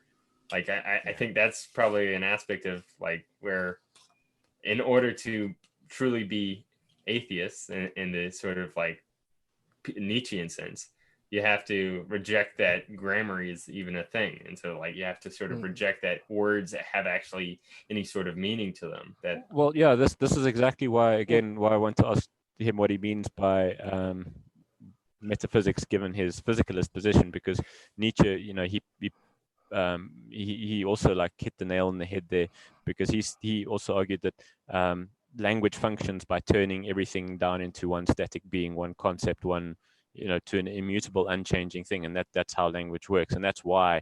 Except language doesn't work that way. Language has never been unchanging, but it's never been unchanging. No. Like but when we make you have to. statements, they're made in a sort of like eternal sure. sort of sense. Even the very word statement has state in it. You cannot construct a sentence without, in some sense, making reference to state. Yeah. Okay. That's Nietzsche's observation, and the classical theism elevates the state to the divine. I just have a problem though with people who complain, not with the complaint, not the people, but with the complaint that, oh my God, this definition has changed. Definitions have always changed. Right. Like we're not writing like Beowulf right now, and no one's complaining that we're not speaking like they do in Beowulf, right? No one's complaining about that. No one's complaining we don't speak like they did in Victorian England. No one complains about this. So it suddenly we're complaining about new definitions now with the postmodern, with the sort of the woke people. Words don't have intrinsic. I think that the complaint with the woke people is that the way that they change definitions is they politicize the terms, so that when they speak, they force you to accept their presumptions when you try and phrase a response to them, and that's what their means of winning the argument, and it's actually a bad faith move. Oh, we might argue that that's always present with any two people that disagree about a term. Is first you have to get the person to agree to your definition of the term, right? Again, the and then you automatically between win. Harris and Peterson, where they spent almost 3 hours arguing about what the word truth is referencing. And it never got beyond that. And it seems precisely because they viewed it as not an actual question of what truth means, but rather a political statement. Right. But see, like take the definition of racism. Like for example, there's two different definitions these days of racism. One, the new one, which is prejudice plus power, and the old one was just prejudice. Now you can have a whole long argument about which is the right quote unquote definition, or you can just say, okay, let's analyze it first under your definition, then we'll analyze it under my definition and see what we get. And then the whole argument over the definition goes away, and you can do the analysis, which is the substantive part under both. Well, but the thing is, if you're skillful though, and this is what I was trying to you can actually have a quote unquote argument over the definition and it still be productive and kind of an analysis. It depends on how you're going about it. Like that Peterson Harris thing, that was like pulling teeth to listen to. Honestly, that was the most exasperating thing I've ever heard in my life. It was like torture for me. But the problem was it was a tangent. If they had gone and saying, hey, first thing we're going to do is talk about the definition of this word, then it's part of the agenda. And it's no longer frustrating because it's part of because it's not implicitly being politicized. By assuming its fundamental nature, they were politicizing it automatically. But words have always been political. I mean, I'm not disagreeing. I'm saying I think that's what you're highlighting is at least an attempt to pull the word out of a political form of discussion and into whatever else you might call it, an analytical form, right? but it seems like it was hung up on how it functions and what the implications of defining it were as far as what you could justify in terms here's of the thing. political action. Like implications are the same. Like for example, the people who well, not in that redefine debate. No. no, not in that debate. But what I'm saying is this: the people who redefined racism to be prejudice plus power did so because they thought that was the part of racism that was important to focus on. Now that Right. would be the same whether we called it that or something else.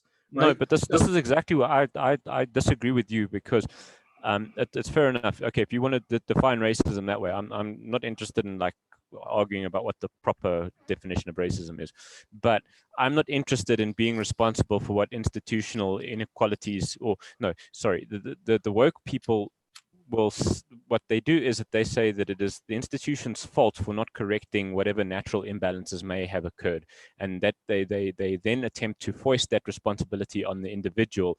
And I think that is a completely and grossly immoral way of looking at the world. It's just, I have zero interest in engaging with any of it, because, well, as I said, it's just fundamentally it's immoral.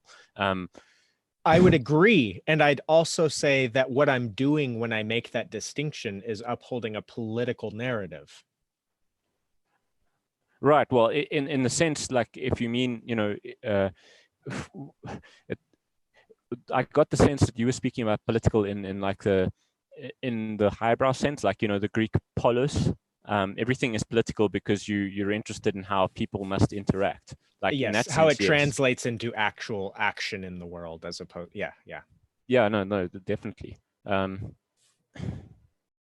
yeah, it's tricky, right? Because I agree with you, but I think at some point we have to admit that the reason I'm saying this is an immoral function comes as a form of political argument. In the same way that I would say, well, perhaps make an argument against communism as a moral system because of the political implications inherent in it. Yeah, but I would tend to think that there's no such thing as a non-political argument. Non-political argument. Yeah, that's a good point. Yeah. Okay, so it does become arbitrary. Then why are we so harsh when people redefine words in political ways? It's because they're trying to get their political agenda without arguing for it honestly. They're trying to do it through surreptitious means. But everybody's they. Everybody is they. Everybody does that kind of stuff. Like, if you have a lot of people that think of the word racist as meaning just somebody that exhibits prejudice towards somebody of a different race, then whenever other people are using racist to mean something else, everybody that's hearing that is going to use their preconceived like salience to that word, like that as a negative salience, and attribute that as if what the other person is saying that's using that now the new definition also has the ambiguity becomes a tool of manipulation. Yes, but I understand what you're saying, but what I'm going to suggest is this: that happens all the time anyway. So I mean, for example, I read doesn't mean I'm happy about it.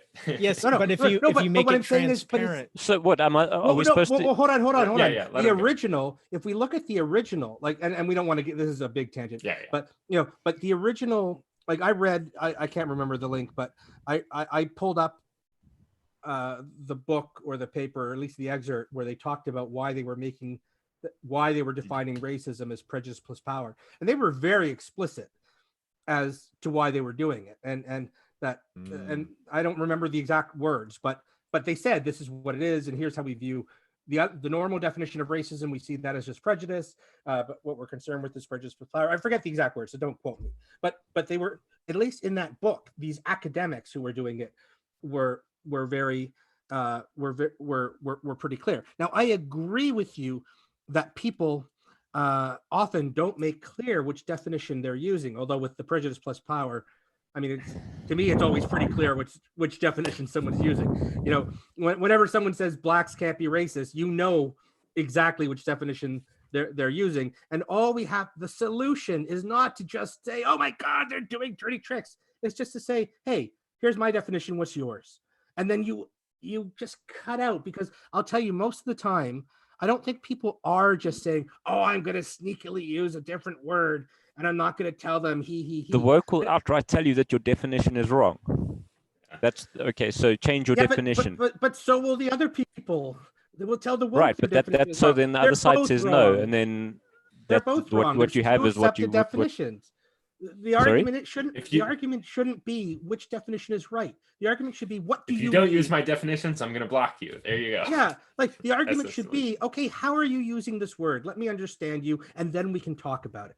Words are tools. They don't have intrinsic meaning. They're designed to communicate ideas. And the more we argue about, there's no right definition. I mean, again, we don't speak like they did in Beowulf. No one can complain like about words evolving over time. You can say sometimes, oh, they should just do it more organically. But that's not the complaint. The complaint is what the consequences are of adopting that particular position. But the positions are the same no matter what. For example, if What? they didn't come up, no, listen, if they didn't come up with the word racism for the prejudice plus power, they would come up with some other term for prejudice plus power and push Right, that. but then there wouldn't be a confusion over the word racism, and they wouldn't be able to get their agenda smuggled in Exactly. by They're smuggling deluding the public agenda. into thinking they were supporting one thing while they were actually supporting something different. That's dishonest. So, you know, I don't like the dishonesty, and I can sabotage it. End of story. Except Again, you call it's it using dishonest. ambiguity as a manipulation tactic. Well, you're assuming that's a big assumption. I mean, again, in the article that I looked at or the book excerpt, they were very clear what they were doing. There was no, now maybe they were like, ah, ha, ha, ha, people aren't going to read this. And I don't blah, think blah, it would blah. be fair to pin the blame on the people that are sitting there making it explicit and literally orienting the use of language towards the goal of communication as opposed to the goal of, truth, right? The objective meaning. Right. But basically, nonetheless, it does not mean that later peoples or other peoples do not come in and make use of the ambiguity started in a place where there was not the ambiguity as a political manipulation tool. That's where the complaint arises, not in the previous. But the complaint, I get it, but it's a mode of operation. It's pretty selective, though. Pretty selective, and maybe I think people don't realize how often it happens. That it happens in virtually every conversation of substance. That people are using words differently and they don't realize it. I mean, it's a huge part of what I'm working on in terms of productive discussion. And people just get their bees in the bonnet on certain topics, but this is a much bigger issue. But if hang on, but you said that they don't realize it. The difference here is that the one side here explicitly realizes it, and they're trying to take advantage of it consciously. Wait, hold on, and we should probably drop this for have us elsewhere. But I'm curious: are these motives that we're assuming, or is there actual evidence that that's what people are doing? Well, there's always bad actors. Right. I think a lot of people, and that's not on one side. There's always bad actors. I'm just making the point that what we are communicating here, or what we're delineating, is a mode of communication, a way of dealing with problems, and that's what we're trying to highlight. Not the. Yes, but how about we give you real world examples like Saul Alinsky, and you just do the research and decide for yourself. Like would that satisfy you? Sure. I'd love to see it. We can talk about that offline. We've gotten way. I was actually the point I was trying to raise is that our lack of you were saying we've lost faith in language, but again, I think maybe the problem is having had too much faith in language to begin with, and not just seeing language as a tool of communication. And that's it. If we put it on a pedestal, we're elevating language to a position where I think that's unrealistic. And I think a better way is to think of it as a useful tool that's as flawed as any other tool. I don't think you realize what you're saying. The fact of the matter is, for words to even work, we have to be willing to die for them. That's how seriously we have to take them. To just talk about them as a mode of communication, it's like, well, if it works, it works. If it doesn't work, it doesn't work. But the fact of the matter is, if the words stop working, civilization completely destroys itself. No, but why don't we talk like Beowulf? No, come on. This is demonstrably untrue. We don't talk like Beowulf. Do we know Beowulf is like the first English book, right? But No, but it's hang very on. different than today. I'm not saying that you can't change the words. You can change the words, but you still have to take the word seriously. If you don't take the word seriously, then people don't like. It's not about not talking about Beowulf. It's people just not believing each other anymore. Can It's like I you're full of shit. also- I'm full of shit. Everybody's full of shit. Why believe anything anybody says? Nobody believes anything Can I- anybody says. Let's all beat each other over the head, to decide who gets the food at the end of the day. Sure, Craig, go, and then I want to bring this to Vervecki because we have some good Okay. examples of Vervecki I changes. think I that we think should this talk about. might be a good clarifying statement. Sometimes words change meaning organically, where nobody is deliberately shading the meaning. Sometimes Intentionally, what Yeah. right. The other time, people are using the ambiguity of something to disguise their agenda and cloak their malintent because they have an agenda.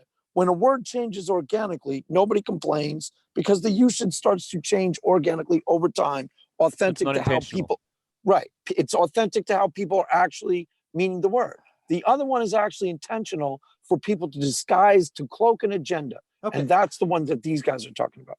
So Also, I listen. want to throw in Yeah, go real ahead. quick here as a counterpoint to we have to take words seriously enough to die for them to function. We can also pass that buck higher up the chain, which is to say we need to take the motive of communication seriously enough to die for it in order for the process to work. So it does not have to be carried by the words themselves. It has to be carried by Okay. the intent. But look at what behind Vervecki. communicating the words So in the so first hold on. place. So what if the intent? So like Vervecki changed the definition. We've talked about this, and we're a bit critical too of it. But Vervecki deliberately changed the definitions of some words because he says, "I think this is a better definition. I think this more accurately reflects what the concept should be getting at." And but there's no question that there's a change that doesn't mean exactly the same thing. And so you could say somebody. Like I could see it. I could see some theists saying, "Oh, he's just trying to smuggle in these concepts to try to trick us into thinking atheists and theists are the same." And like I could see people having that. And now I don't think that's at all what he's doing. Like in the people who changed the word racism, they said exactly why they were recommending the change. Plus, they were making the change within an academic context, which always uses their own words. Just some people started using it outside the academic context. But I think a lot of the time, people do state, why they're making these changes, but then over time, people input their own motives because they don't like the new change. But I guess, and my final thought is that, okay, sure, there are some bad actors or some manipulative actors who change words for political purposes. But it's really just a tiny subset of all the word changes, and we're not up in arms over that. So rather than the focus on the, oh my God, you're trying to change this for nefarious purposes, seems to me entirely unproductive. Whereas we could just say, okay, I'm going to take your definition and let's look at it from that perspective. And then this is my definition. Let's look at it from this perspective. Then we can actually get somewhere. Yeah, well, yeah, I just want to very briefly say that as a result of all of these work people, I never really considered myself racist and I didn't really like racists, but I've just abandoned the anti-racism agenda entirely. I'm just not interested. If you're going to talk to me about anti-racism, I don't care anymore. I don't care. And that's precisely because I'm not interested in their agenda or working with them. So, it's like they can change the words if they want, but they can't make me do what they want me to do. I mean, sure, and that's where you're getting to the substance of it. I mean, you want to be racist? No, I'm kidding. He wants to oppress people. He wants to keep his white privilege. That's what this is all about. But you see, somebody would actually turn if there was an SJW in this crowd, they'd actually turn on him and start accusing him of the bad faith because he recognizes their bad faith. The SJWs are totally But awful. here, nobody. See, this is what you said. Each side sees the other as in bad faith. And yeah, but we're telling the truth. They're not. But the SJWs are operating. They don't care about truth as a norm. They explicitly reject it. Okay, but they reject it in a different way. Like they don't reject it in a way of saying I'm being dishonest. They don't think there is such a thing as truth, so that there is no way of being dishonest in the first place. They reject the very premise, and that gives them the disguise that they need to go and perpetuate their bad faith motives. I understand that's the impression, but my guess is if you actually had some people might be doing it in good faith, but there is enough of them doing it in bad faith for them to poison the entire movement. And what I would say is, what my guess is, much more of the problem here is communication, and that people are not communicating. They're talking past one another. Each side is assuming the motivations of the other rather than just having a productive conversation. My guess is if more people, not everyone, because not everyone's cut out for it, if more people were having productive conversations, active open-mindedness, like Vervecki talks about, then I bet you would change our views of how bad faith each side is. Don't you think you're appealing to the very universalism that the other side rejects in saying that? I'm saying I've seen a pattern, and I see this pattern come up across almost every demographic. I see it in atheist, theist. I see it in Republican, Democrat. I see it like between different Christians, different theists. Anytime there's an us versus them dynamic, our biases tend to, make us have an affinity towards the people on quote unquote our side, and a distaste for those on the other side. Each side often sees each other exactly the same. Each side sees the other as the one in bad faith, theirs as the one right, but fighting the good fight. We kind of all totally know what you're talking about, but there are actually on both sides actual bad faith actors who pretend to believe what you believe and want peace, but underneath the surface, they are playing a different game than what they say on the surface. That's what I think we're trying to say. And I agree with you, but I think people are very quick to put people in that camp rather than the good faith camp, but there's communication issues. And I'm not suggesting there aren't those bad faith actors, but I'm suggesting there's far fewer of them than we think, and that most people on each side see themselves as the good guys. It doesn't matter how many or few of them there are if they're able to actually manipulate the entire movement to get what they want. Another good point. But it does matter if there's a different way of if we're not dealing with each other in a way that's going to help resolve the conflict. And right, okay, I agree with you there, but you see, the thing is that you're assuming that that people want to reconcile their differences. That is that presupposition is it's a universal that everyone has to agree to a priori in order for the rest of the conversation to function. You know what I would Group A decides, well, we want to live without Group B, there's nothing that Group B can say or do that will actually make it so that they can live with Group A. It's truth in but a I verb disagree. sense, You John, need some people to do it. You don't need everybody to do it, but you need some people to be having the better conversations, the more productive conversations, and not just dismiss the other side out of hand. See, implicit in that, you're assuming that everybody can ultimately get behind a common goal. No, but I'm saying that once you have some proofs of concept, you can start changing views and bringing sides together. And there's always going to be people who are divided, but that's not the goal. I mean, there are some people who are unreachable. That's fine. The goal is not to reach everybody. You need the goal of communication, of legitimate communication. And then you now have a higher authority by which to subject people's immediate perception of truth to the larger goal. But initially, you in some way have to create a common ground on which, say, in the case of this conversation, communication is viewed by both parties as the fundamental goal of the conversation. I gotta go, guys. Yeah. Okay. We should probably I think we're gonna wrap up. But yeah, I gotta go. Okay. I'll see you This guys is just getting interesting. Bye, Craig. Thanks for joining. No, well, we should talk about this offline. We can continue talking offline, but this is a far cry from. No, I think it's terribly on topic because we can keep on going. But the reason why I think it's on topic and why it's pertinent to Viveki is because the postmodernists have an explicit argument that actually gives rise to people accusing them of bad faith. I understand what you're saying. Yes, in general, people do argue in bad faith, and or they misunderstand each other. But with the postmoderns, there's something else going on. I can't succinctly give it to you exactly how, but their skepticism towards truth and meta narratives means that they have a fundamentally cynical attitude towards narratives in the first place, and they don't see them as like there's an operating dishonesty there that I just it is, I don't know what else to call it but immoral. But well, okay, but is there the other side? Is there any truth to what they're talking about narrative? It depends what you mean. Like, yeah, almost by definition, probably not. if they're like rejection of there being such a thing as truth, how could they be true about that? How much have you guys read of the actual postmodernists rather than their critics? I've read quite a bit of Nietzsche, and I would say he's sort of a father of postmodernism. Yeah, well, but I haven't read anything from the postmodernists basically all take their cue from Nietzsche.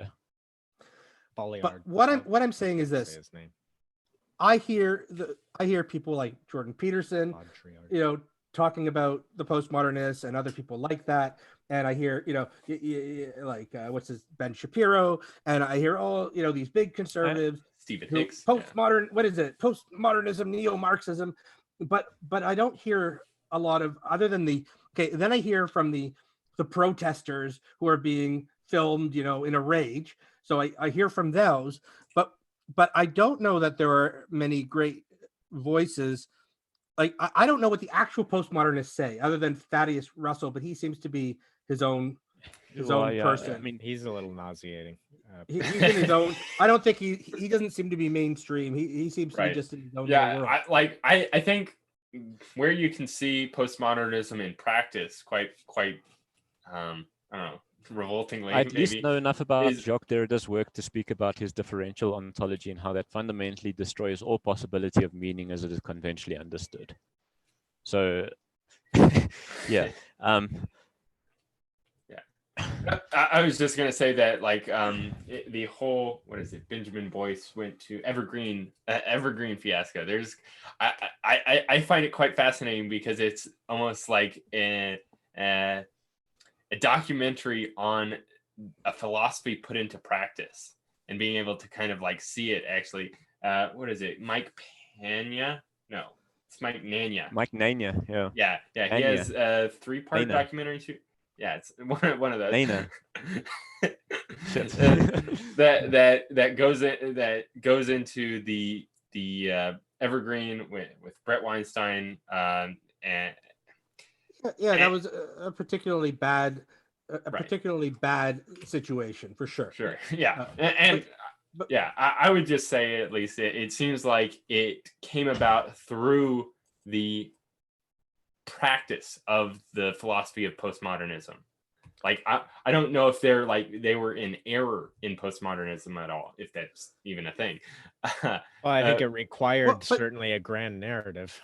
Even Jordan Peterson agrees with the postmodernists in principle on narrative. He just thinks there's a stop to it, where he says his solution to the problem is that yes, there are many different possible narratives, but there are only a few that are viable. So that's where he sort of says, wait a minute, I'm not a postmodernist, but I kind of agree with him. So that to me tells me that there's probably something there that's of value.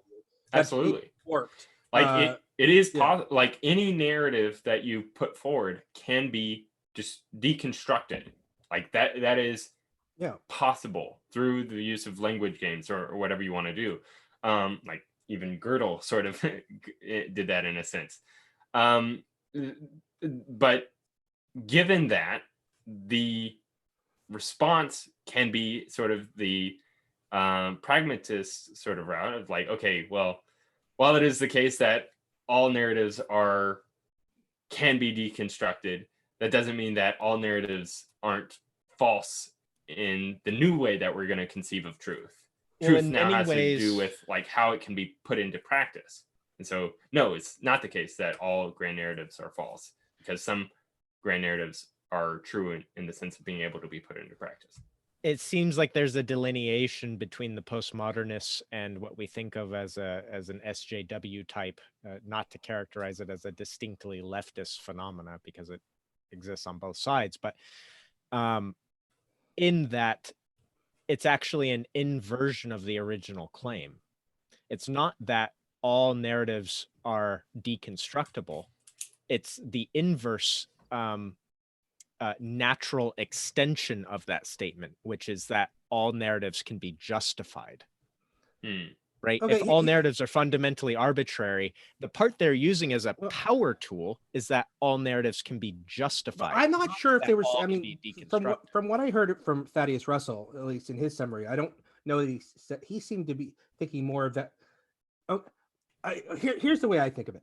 We don't have access when we talk about knowledge. We only have access to our beliefs about what is true. In that, when we can figure out, we say justified. What is Justified true belief. Justified true belief. We can say, yeah, we don't have knowledge when it's not true, which is true. But in terms of what we think is true, we only have access to what we can figure out is true. And we almost never have perfect understanding of that. So that's what a narrative is. And our understanding is always subject to a better understanding, and then a better understanding, and then a better understanding. So because we don't get, like, the sky doesn't light up when we get the right answer, right? We don't get a big check mark that appears over our head that we know, I got it right. Begs the question, what do you mean by the right answer? Yeah. That's Meaning presupposing an essentialist worldview. No, but hold on. Even like, I believe that there's an underlying truth. There is, when I have a statement, it's either true or false, or close to true or close to false. But I don't have access to, I don't have access to knowing if I got the right answer, other than my being able to figure it out. So I'm limited in my access. I don't get to be corrected by the universe in an absolute sense. I don't get to know. I don't get some confirmation that tells me on this thing you nailed it, and on that thing you didn't. But you still believe it exists, irrespective of your knowledge of it. But hold on. That makes you modernist, not postmodernist. No. But hold on. But to me, I'm not sure there's a big difference. Like, to me, what makes sense with that, because we only have access to our best understanding, and that's always subject to change into a better. But you're still trying. The postmodernist says, don't bother. Functionally the same. It's functionally the same thing. It's functionally the same thing that we're both. I don't know. See, I have to look a little bit more. I want to find a postmodernist. When I listen to Thaddeus Russell, I'd rather listen to Michel Foucault if you want to know, like, where the I've got to go back to Foucault. We should go through the debate between Michel Foucault and Noam Chomsky. Sure. Yeah, that would be a good one. But when they see, I always want to be careful when somebody says there is no truth. Do they really mean there is no absolute truth, or do they mean we don't have access to absolute Foucault truth? turned around the statement knowledge is power. He said power is knowledge. He explicitly he showed how people play. Like, he says that knowledge is a power game, and you create knowledge. It's just people imposing their power on other people. So the most powerful people determine what the knowledge based system is. So it's all an oppression game. A big pardon? Okay, but what I'm saying is, if you pressed him on, do you believe that there is an underlying correct answer? We just don't have access to it. Would he agree with it? And no. No. Foucault would explicitly not agree with it. He was hostile to that idea explicitly. I have to look into him, because I know Thaddeus Russell, when I listened to him, he seemed to be in line with what I just said. Well, that's Kantian, not postmodern.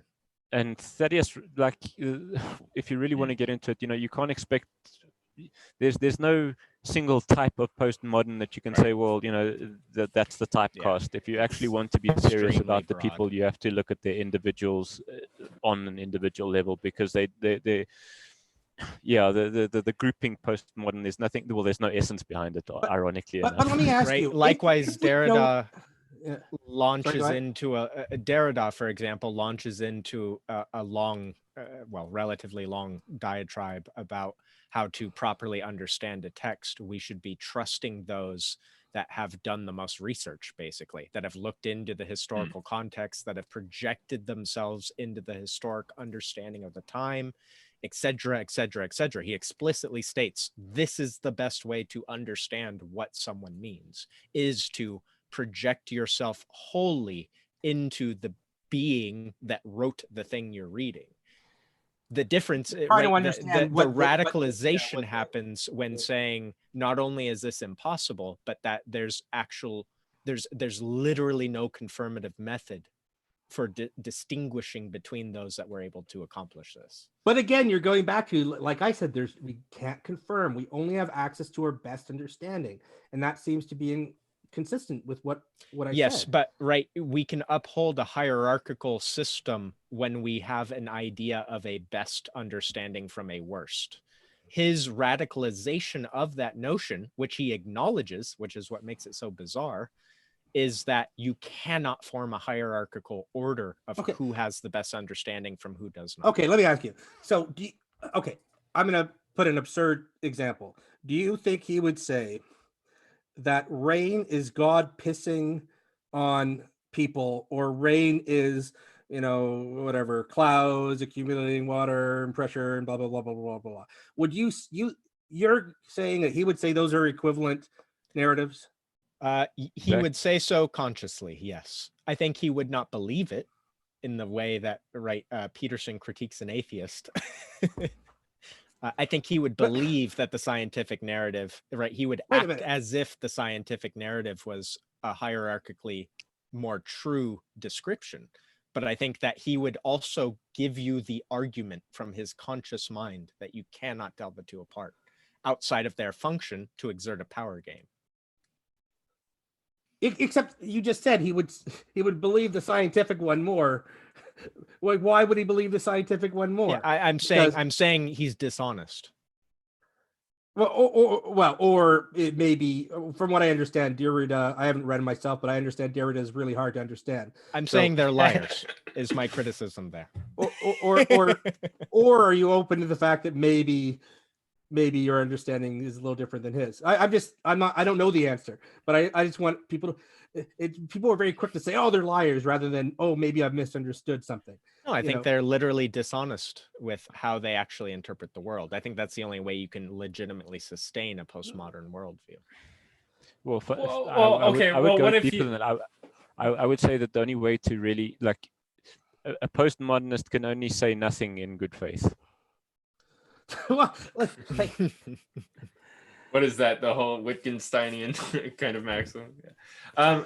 Well, maybe. What about postmodernism as a form of like constructivism? That like in order to be able to say anything, we have to sort of like create the meanings that we want to say, and then from there. So like, say I built a board game and I wanted to make the rules for how to play the board game, and then from that I can now figure out like, okay, now that these doing this move will affect this other move, and so I can kind of build up an understanding from that. These are all if you're ontologically weighting your intention, then fine. And to be honest, to be fair, I suppose they are ontologically weighting their hierarchical system as one of power.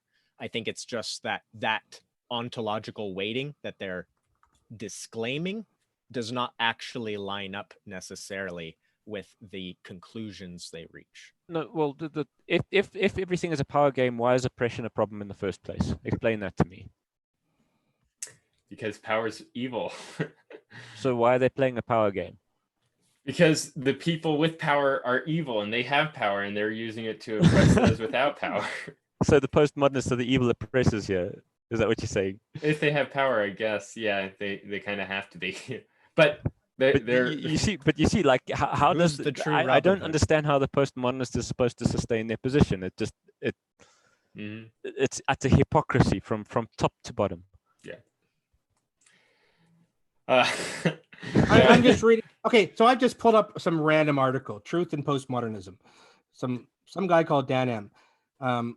He says, first, postmodernism and epistemology generally distinguishes between subjective truths and objective truths. The former are statements about one's individual experience of the world, while the latter comprise of propositions supported either inductively or deductively. Even just that, now that who knows this guy, is just some random guy, but he seems to be saying that they do see a difference between subjective and objective truth. Right, they say there is no objective truth, because to have objective truth, you would have to have the very confirmation which you just said is impossible, that we never get. Okay, so you have subjective truth. But doesn't that make it more reasonable? They're defining truth as having that confirmation because we never have it. We don't have access to it. We only have subjective truth. So right. your subjective truth, my subjective truth, they're equally subjective. How can you tell which one's superior to the other? I think, okay, but what Delric is kind of saying that like we can define objective truth according to this sort of thing, but given the fact that we can't have that sort of thing, that means that objective truth doesn't exist. Like I can define a unicorn as a horse with a horn coming out of it. Wait, hold on. Isn't the there way a I've difference? defined Wait, there seems to be a difference in saying something X doesn't exist and I don't have access to X. That those are not the same statement. It depends on how radical your level of interaction with X is. Well, let's forget about why the radicals Vervaeke anyway. is. But it doesn't. If we don't but have this access, is why. This is why if- Vervaeke is so useful in the transjective terminology, right? Because it incorporates elements of the postmodern critique, but still offers us some degree of legitimate listen to this. interaction. Listen to this. Third, postmodernism stresses the distinction between objectivity of facts versus objectivity of knowledge or people. It accepts the possible existence of facts outside human context, but argues that all knowledge is mediated by an individual and that the experiences, biases, beliefs, and identity of the individual necessarily influence how they mediate any knowledge. Does anyone disagree with that? No, but what follows from that is that it is wrong to hold the norm that we should try to be objective, which is what you want, because you say, oh, there is a real objective truth out there, which we should be trying for, even though we can never. Postmodernist says you can never get it. Why bother in the first place? Yeah, it's a radicalization of Kant. It really is. That's all it is. Yeah, I mostly agree with that, I guess. I see. But even Kant at least accepted But practical rationality. anytime I start delving into this, I see statements that to me seem much more reasonable than because they are reasonable and they're also very old and are not postmodern. Yeah, that's also very again true. When we are characterizing who cares whether it's actual it's in the the point is that what we are referencing with postmodernism is the radicalization of old ideas. That's the part that we are generally labeling as distinctly postmodern. All these ideas are very old. The distinction is where did they go off the rail? So isn't the problem not with postmodernism, but with a certain subset of radical postmodernists? And radicals are always a problem, no matter what. So what are what do non-radical postmodernists look like? I don't know, but this is what whenever I delve into Kantians. These statements, and whenever I look in, like this is just a random article I pulled up, and I've said, here's what postmodernists believe, and everyone here seems to agree with it. The things you don't seem to agree with are the things it doesn't say there. But I'm saying, but these statements seem yes, they reasonable. Yes. So in the same way they were reasonable when Kant brought them up long before the postmodernists. Yeah, there's this little thing known as the Mott and Bailey pleasure doubt. I don't know if you've heard of it. But here's the deal. Like, wouldn't it be a better discussion to focus on these statements that we agree with and then just zero in on that and then say, here's where I think you're getting off, versus saying you're just a whole bunch of idiots who are in bad faith. And then the postmodernist says to you, get off your ambition to have objectivity and truth. That is a wasted norm. It makes no sense. It was a false belief from start to finish. What now? I feel like linking that clip where John had of that what was it, postmodernism, remember? So here's from J-Reg. He's got like a minute and a half video called postmodernism. It's very funny. This is my guess, and at some point I want to put it to the test. My guess is that what we consider postmodernism is really a very small subset of extremists, and that there's probably a lot more there that the academics are actually talking about in their ivory towers. That's probably much more reasonable, but that the loud people, are giving. This is my prediction. I'm just trying to imagine what it would be like for postmodernism to be reasonable. my guess is if I look at the academic literature, I'm going to see a lot that's much more reasonable than what we hear about when we hear about the demon of of postmodernism. Well, Yeah, do you understand why we end up in religious discussions when postmodernism comes up? Because what we start doing is forcing through our a prioris, right? What we start doing is forcing through, no, communication is really important and I cannot explain it to you, but it really is important. I don't right? see We a start lot of creating communication. religious systems Hold on. in response to it. Where do we see productive communication between postmodernists and non-postmodernists? I mean, I'm looking for these things, but most of the time we have the conservatives talking about postmodernists in very vague terms, very rarely in specific terms. We've got videos put together of protesters, and I mean, kids who are protesting are always more radical, and so that's the public perception of postmodernism, where there's this entire academia that, and I have to assume, and I think it's uncharitable to assume that all these academics are just idiots. And it's easy to just no, they're so smart that they can comfortably be stupid. Or maybe there's much more of a middle ground here. Of course there is. Of course, many of the things they said are intuitively make sense. Again, that's not the issue. The issue is the radicalization of the concept. But how do you de-radicalize somebody by demonizing them? The better way to do it is to say, hey, you know what? There are some good ideas here. Let's talk about those, and let's talk about. I agree, but that's a religious incentive. That's a religious statement. You're now. What do you mean that's a religious? I don't know what you mean by that. It's a productive discussion statement. Yes, and you are upfront loading that productive discussion is somehow more valuable than any other form of discussion. That's what I mean. We're stuck in a religious form of argument. Sometimes a good garbage fire is entertaining. Sure, but sometimes we need to go beyond the entertainment and maybe. I agree, but what I'm saying is that the only way you can justify all those various forms is by creating a worldview a priori.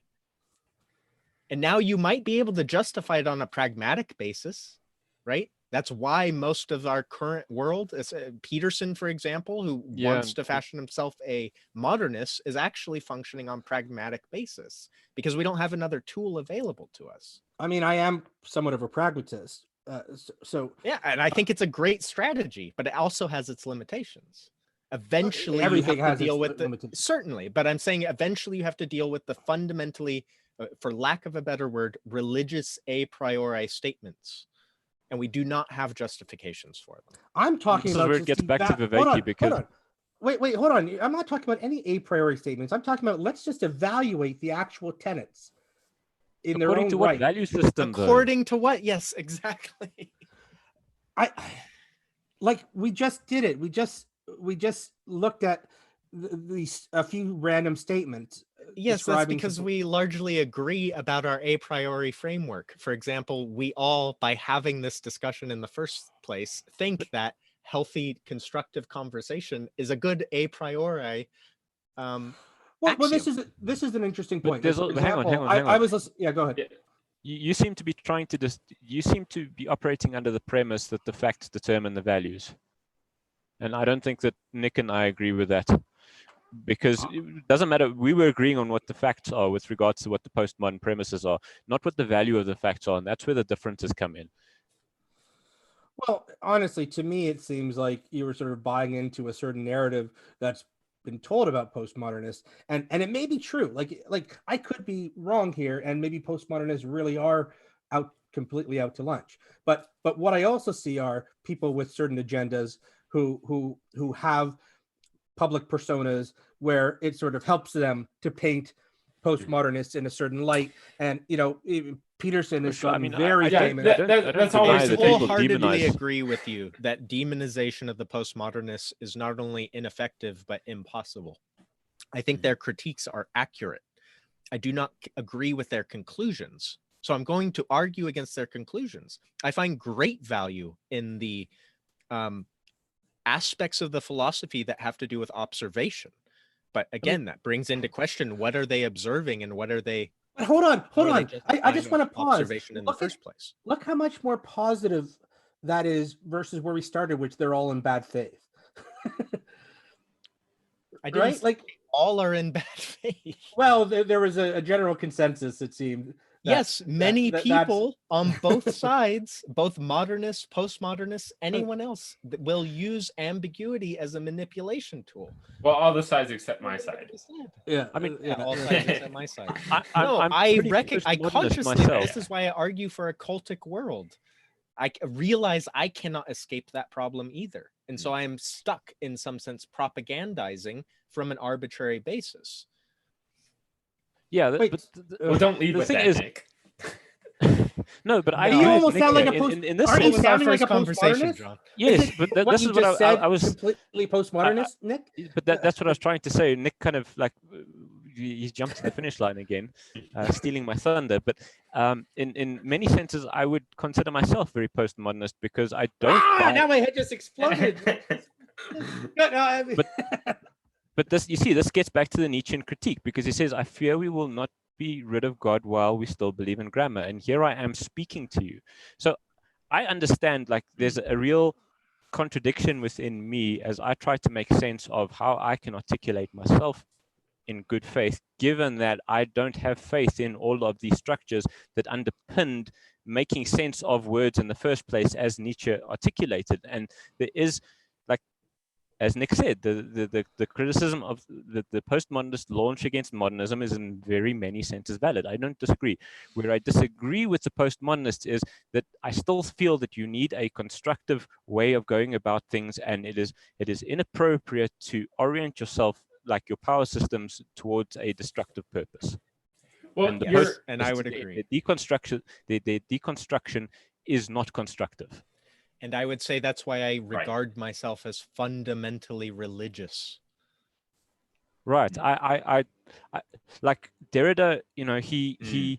I see. well, So, like going against try to- both all the other things, because like you're accepting the fact that your basic axioms are not able to be arrived at through argumentation or rationality or No, observation they're of loaded their up a effectiveness. priori, and the best I can do is use religious language to describe them, like a convey them Imago Dei, honestly, right? right? There's But I think something you in me both- that can tell bad from good, and I have to in some way upfront that, even though I realize that my perception of it is always off.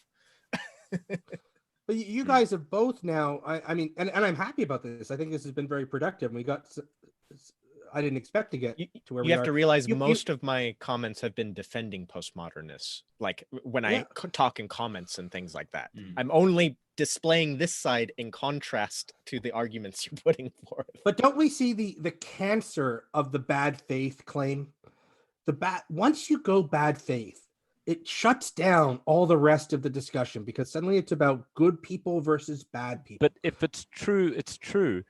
Like- Yeah, there's a limit to it for sure. Like, I okay, hear- right, okay, I would say it's wait. certainly, yeah. I agree. By the Hold way, on, I just want to agree. say it. I would argue that sometimes, even if it's true the other person is in bad faith, we are better off proceeding talking straight with them rather than just diverging to the arguments over bad faith. Oh, I'd go think even that's more a- radical. I think it's better to undermine their perception of reality fundamentally at that point, and to attack personally at their very Wait. sense of being. Yeah. Hold on. Oh. Attack personally, I thought you were going ad hominem, but no. Then you, No, you- no, Well, no, he no. is. Yeah, ad hominem at a layer below ad hominem. I would have said it's like ad hominem to like the next level, but no, I explicitly agree with Nick. Actually, this is why I'm so aggressive in my response against them. There's just no mercy whatsoever. Except that you agree with a lot, so why have the no mercy? I don't get it. Because Because it's not the facts; it's the values. you're shifting domains. That's all it is. You're shifting domains.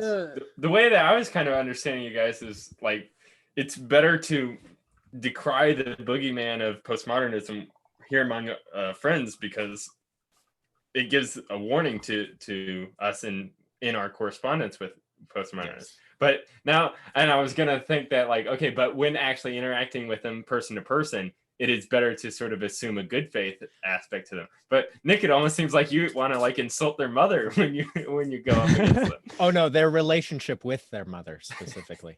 Go full. No, Freud but on 'em. I think it makes sense to walk down the line. So basically, you try and you try your very best to uphold a common ground where you can agree on, say, the importance of communication.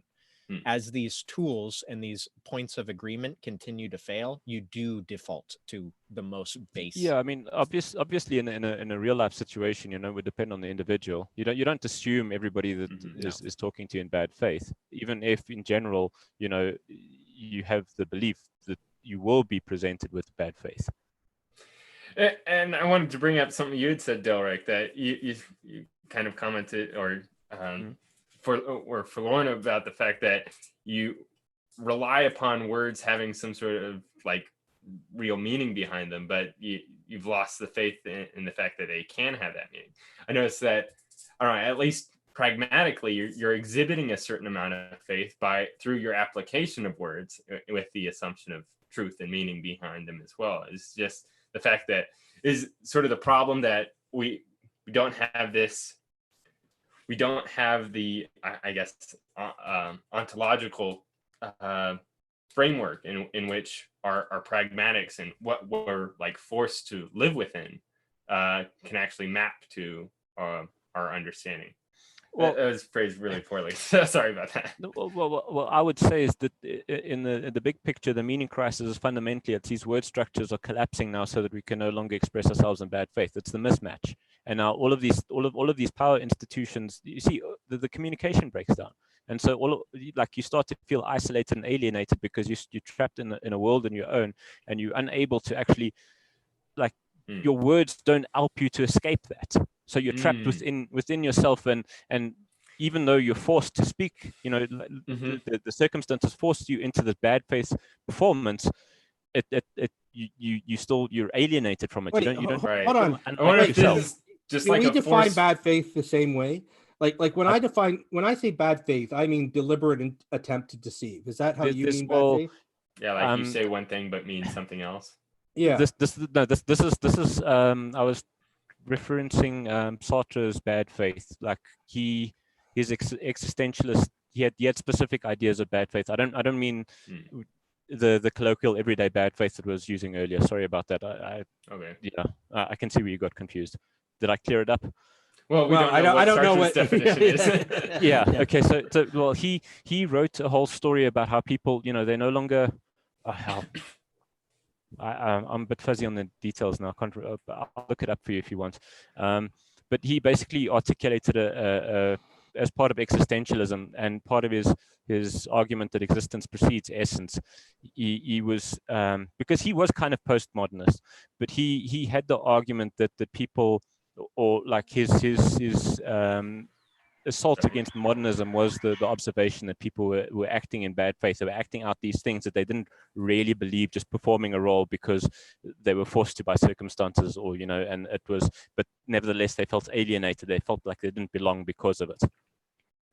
And I think the meaning crisis is largely a symptom of that, brought on about the fact that we can't express, like our language institutions, the whole structure by which we express ourselves, we've lost faith in it. And postmodernism is exactly this manifestation of the losing of faith, because we no longer can believe in grand narratives. We're skeptical towards them. In some sense, the colloquial use of bad faith is actually a reactionary stance to Sartre's bad faith. I don't know. I just think good faith tends to mean somebody's earnest, honest, means well. So bad faith means the opposite, means ill, and is dishonest, trying to deceive. And I think whenever anyone says you're in bad faith, it's questioning their insincere character and saying you're a bad person and that you're trying to trick me, that you're trying to deceive me. I think Delric's just using it in a way like they say one thing, or no. Yeah, so they say one thing, but they're acting in a way that's completely sort of contrary. No, that's inconsistent. But that I wouldn't say it's insincere. Like, well, I mean, my understanding of where bad faith comes from is actually from Roman law, where it was in boni mores, or no, not boni mores, but in good faith or bad faith. Somebody who was in bad faith was intending a deal different from what he said. And so he wasn't actually engaging as if he had the best interests of his buyer in mind, or, you know, the person on the other side. And that was where good faith and bad faith. No, but but what you said there involves deception. He was pretending to be one thing when he wasn't. But there is a hypocrite. right. So doesn't mean... you perform something you don't believe. That is a kind of deception because it's dishonest. Because you're saying, yeah, but we're also imperfect beings, and we like to think we have certain values, right? But if we don't necessarily carry them out. How would you feel about eating the cookie at the communion, the Catholic We're communion? very close to original sin at this like point. the wafer. You know, if would I see it out of you're doing respect? that week after week after week, but you're not a Christian. Like, do you not see that's a kind of bad faith as well? Well, it depends what my purpose is. If like I've been to a wedding or two where they've done that and I haven't gone up. But if I'm expected to go up, I would have done it and just to be polite, right? No, just but I'm talking about people go like, to a synagogue and they put on a kippah week after week after week to the performance, living out this Catholic existence that you don't believe in. Would you acknowledge that you can have faith in that regard? No, I, not necessarily. I mean, for example, there's a lot of people who culturally for one thing, for example, we've talked about the benefit of these rituals. Like, for example, maybe I don't believe in Jesus Christ, but I appreciate the metaphor of the sacrifice, and I appreciate the rituals involved in Catholicism. I'm not talking about me, but maybe there's nothing inconsistent with that to saying I get value. I like the community aspect of it. But that's not the ritual. That's Christianity. Christianity is purely based upon doxastic beliefs that people hold in order to be a Christian. And so, if you're participating in the rituals of Christianity but not holding to the beliefs, then you're using acting in Christianity bad faith, incorrectly. Because they're setting their own standards. It depends if you're trying to deceive or fundamentally, it's not honest. It's not like here's the thing: people are fallible, and like I don't think there's any of us who have perfect moral codes that we follow it perfectly. Like I'm against theft in general. Sorry, but I'm against theft in general. But I download torrents of TV shows I don't have access to on Netflix. Now it's a hypocritical position. I can't defend it, but I do it, and I justify it as it's not a big theft. But and I don't have the money to buy. I would pay for it if I could, But I don't think I can say that I'm not against failure. Actually reduces it, right? In some sense, saying this is against my code and I'm performing the action is a mitigating factor in it. but I guess like I would real close to many aspects of Christian I would practice say being, but of course here's the thing. I agree that non-Christians and Christians have a lot in common. We have much more in common than we have differences. That Christianity has taken really good concepts anyway. But what I'm saying is I think we're all fallible. And none of us have perfect moral codes. None of us are completely consistent. None of us are. And sometimes we think we have one value, but performatively we have other values. And that doesn't necessarily mean we're in bad faith. I think if somebody who's deliberately... Sorry to interrupt, but I just got up the wiki article, and maybe it's helpful because Sartre was obviously writing in French. So he was using a French term. I'm going to butcher the pronunciation, but it's Mauvais foi. That's probably wrong. Anyway, but it's Wikipedia describes it as a philosophical concept used by existentialist philosophers Simone de Beauvoir and Jean-Paul Sartre to describe the phenomenon in which human beings, under pressure from social forces, adopt false values and disown their innate freedom, hence acting inauthentically. It is closely related to concepts of self-deception and resentment. That's not just I like inauthentically a lot better than the term bad faith. Okay. So, but it is. You see, it is inauthentic in that the postmodernist is forced to perform in terms of a system. Some sort of mask. Does not believe. Yeah. Sorry. He doesn't believe in it, but he's nevertheless forced to use it. I mean, like I can imagine. This has gone on. Yeah, it's midnight now. Yeah. Plus, for you, it must be what, like 5 or 6 a.m. Yeah, 6. Sorry, man. But this was fun, but okay. So we'll start them earlier next time or something. yeah, we will. Sorry about that. Well, we should have this as a topic rather than as a tangent. Well, I did really want to tie it back to Viveki though, because I do think like his statement in the previous lectures where he says that it's a metaphor where meaning in life means it's a metaphor for our life is like a statement. That sums up so much of our predicament with respect to the meaning crisis, because everything that Viveki says in charting out the history of the meaning crisis from the very beginning of Aristotle and Parmenides, well, he doesn't really use Parmenides that much, but Plato and Aristotle and Plotinus, is exactly how these people, like, I mean, in the Christian, in the book of John, it's like in the beginning was the Word, and the Word was with God, and the Word was God. Like, you've divinized the Word. Our civilization is the expression of us religious, turning the Word into religion. That's fundamentally what we've done, and like what we're confronted with now, and it happened before. Like Karen Armstrong she wrote a book. She wrote a book on the axial age. I forget what it's called, but she actually charts out how this happened before in the Indus Valley in the Indian area, where the civilization actually lost faith in itself, and that's where like Buddha. He wasn't alone in abandoning his wife and his child. There were lots of people doing that because they could not, like, they were alienated from what their cultural structures were telling them they should be living for. And that's exactly what we're experiencing, the same kind of alienation, because through postmodernism, our previous system of actually making sense of all of these things, well, no, not through postmodernism, but postmodernism as an example, of how we've destroyed these things that our previous generations used to believe in, and we no longer have the ability to believe in it. So we're looking for something that we can believe in. Right. That's why I think his term anatheism is probably a better thing to be working with rather than non-theism, because I think there's a little bit more built up on non-theism as a term. I've been digging into anatheism quite a bit and playing with the idea, so that might be a fun conversation. Also, John, I noticed your comment on our authenticity video today, so that I think would also be a very fun conversation. Yeah, that would. Spelling out a open. Wait, shall we close out the stream and then? It's probably going too long. All right. Well, thanks everybody for joining us for this long endeavor in going through Vervaeke's lectures. We're going to be starting some new stuff. Maybe we'll go through the Chomsky-Foucault conversation. Maybe we'll do some other stuff as well. But yeah, look forward to our interview with Vervaeke on Tuesday. We should be streaming it live. If not, we'll release it later. But thanks everybody for joining us, and have a good night. All right. Thanks, everyone.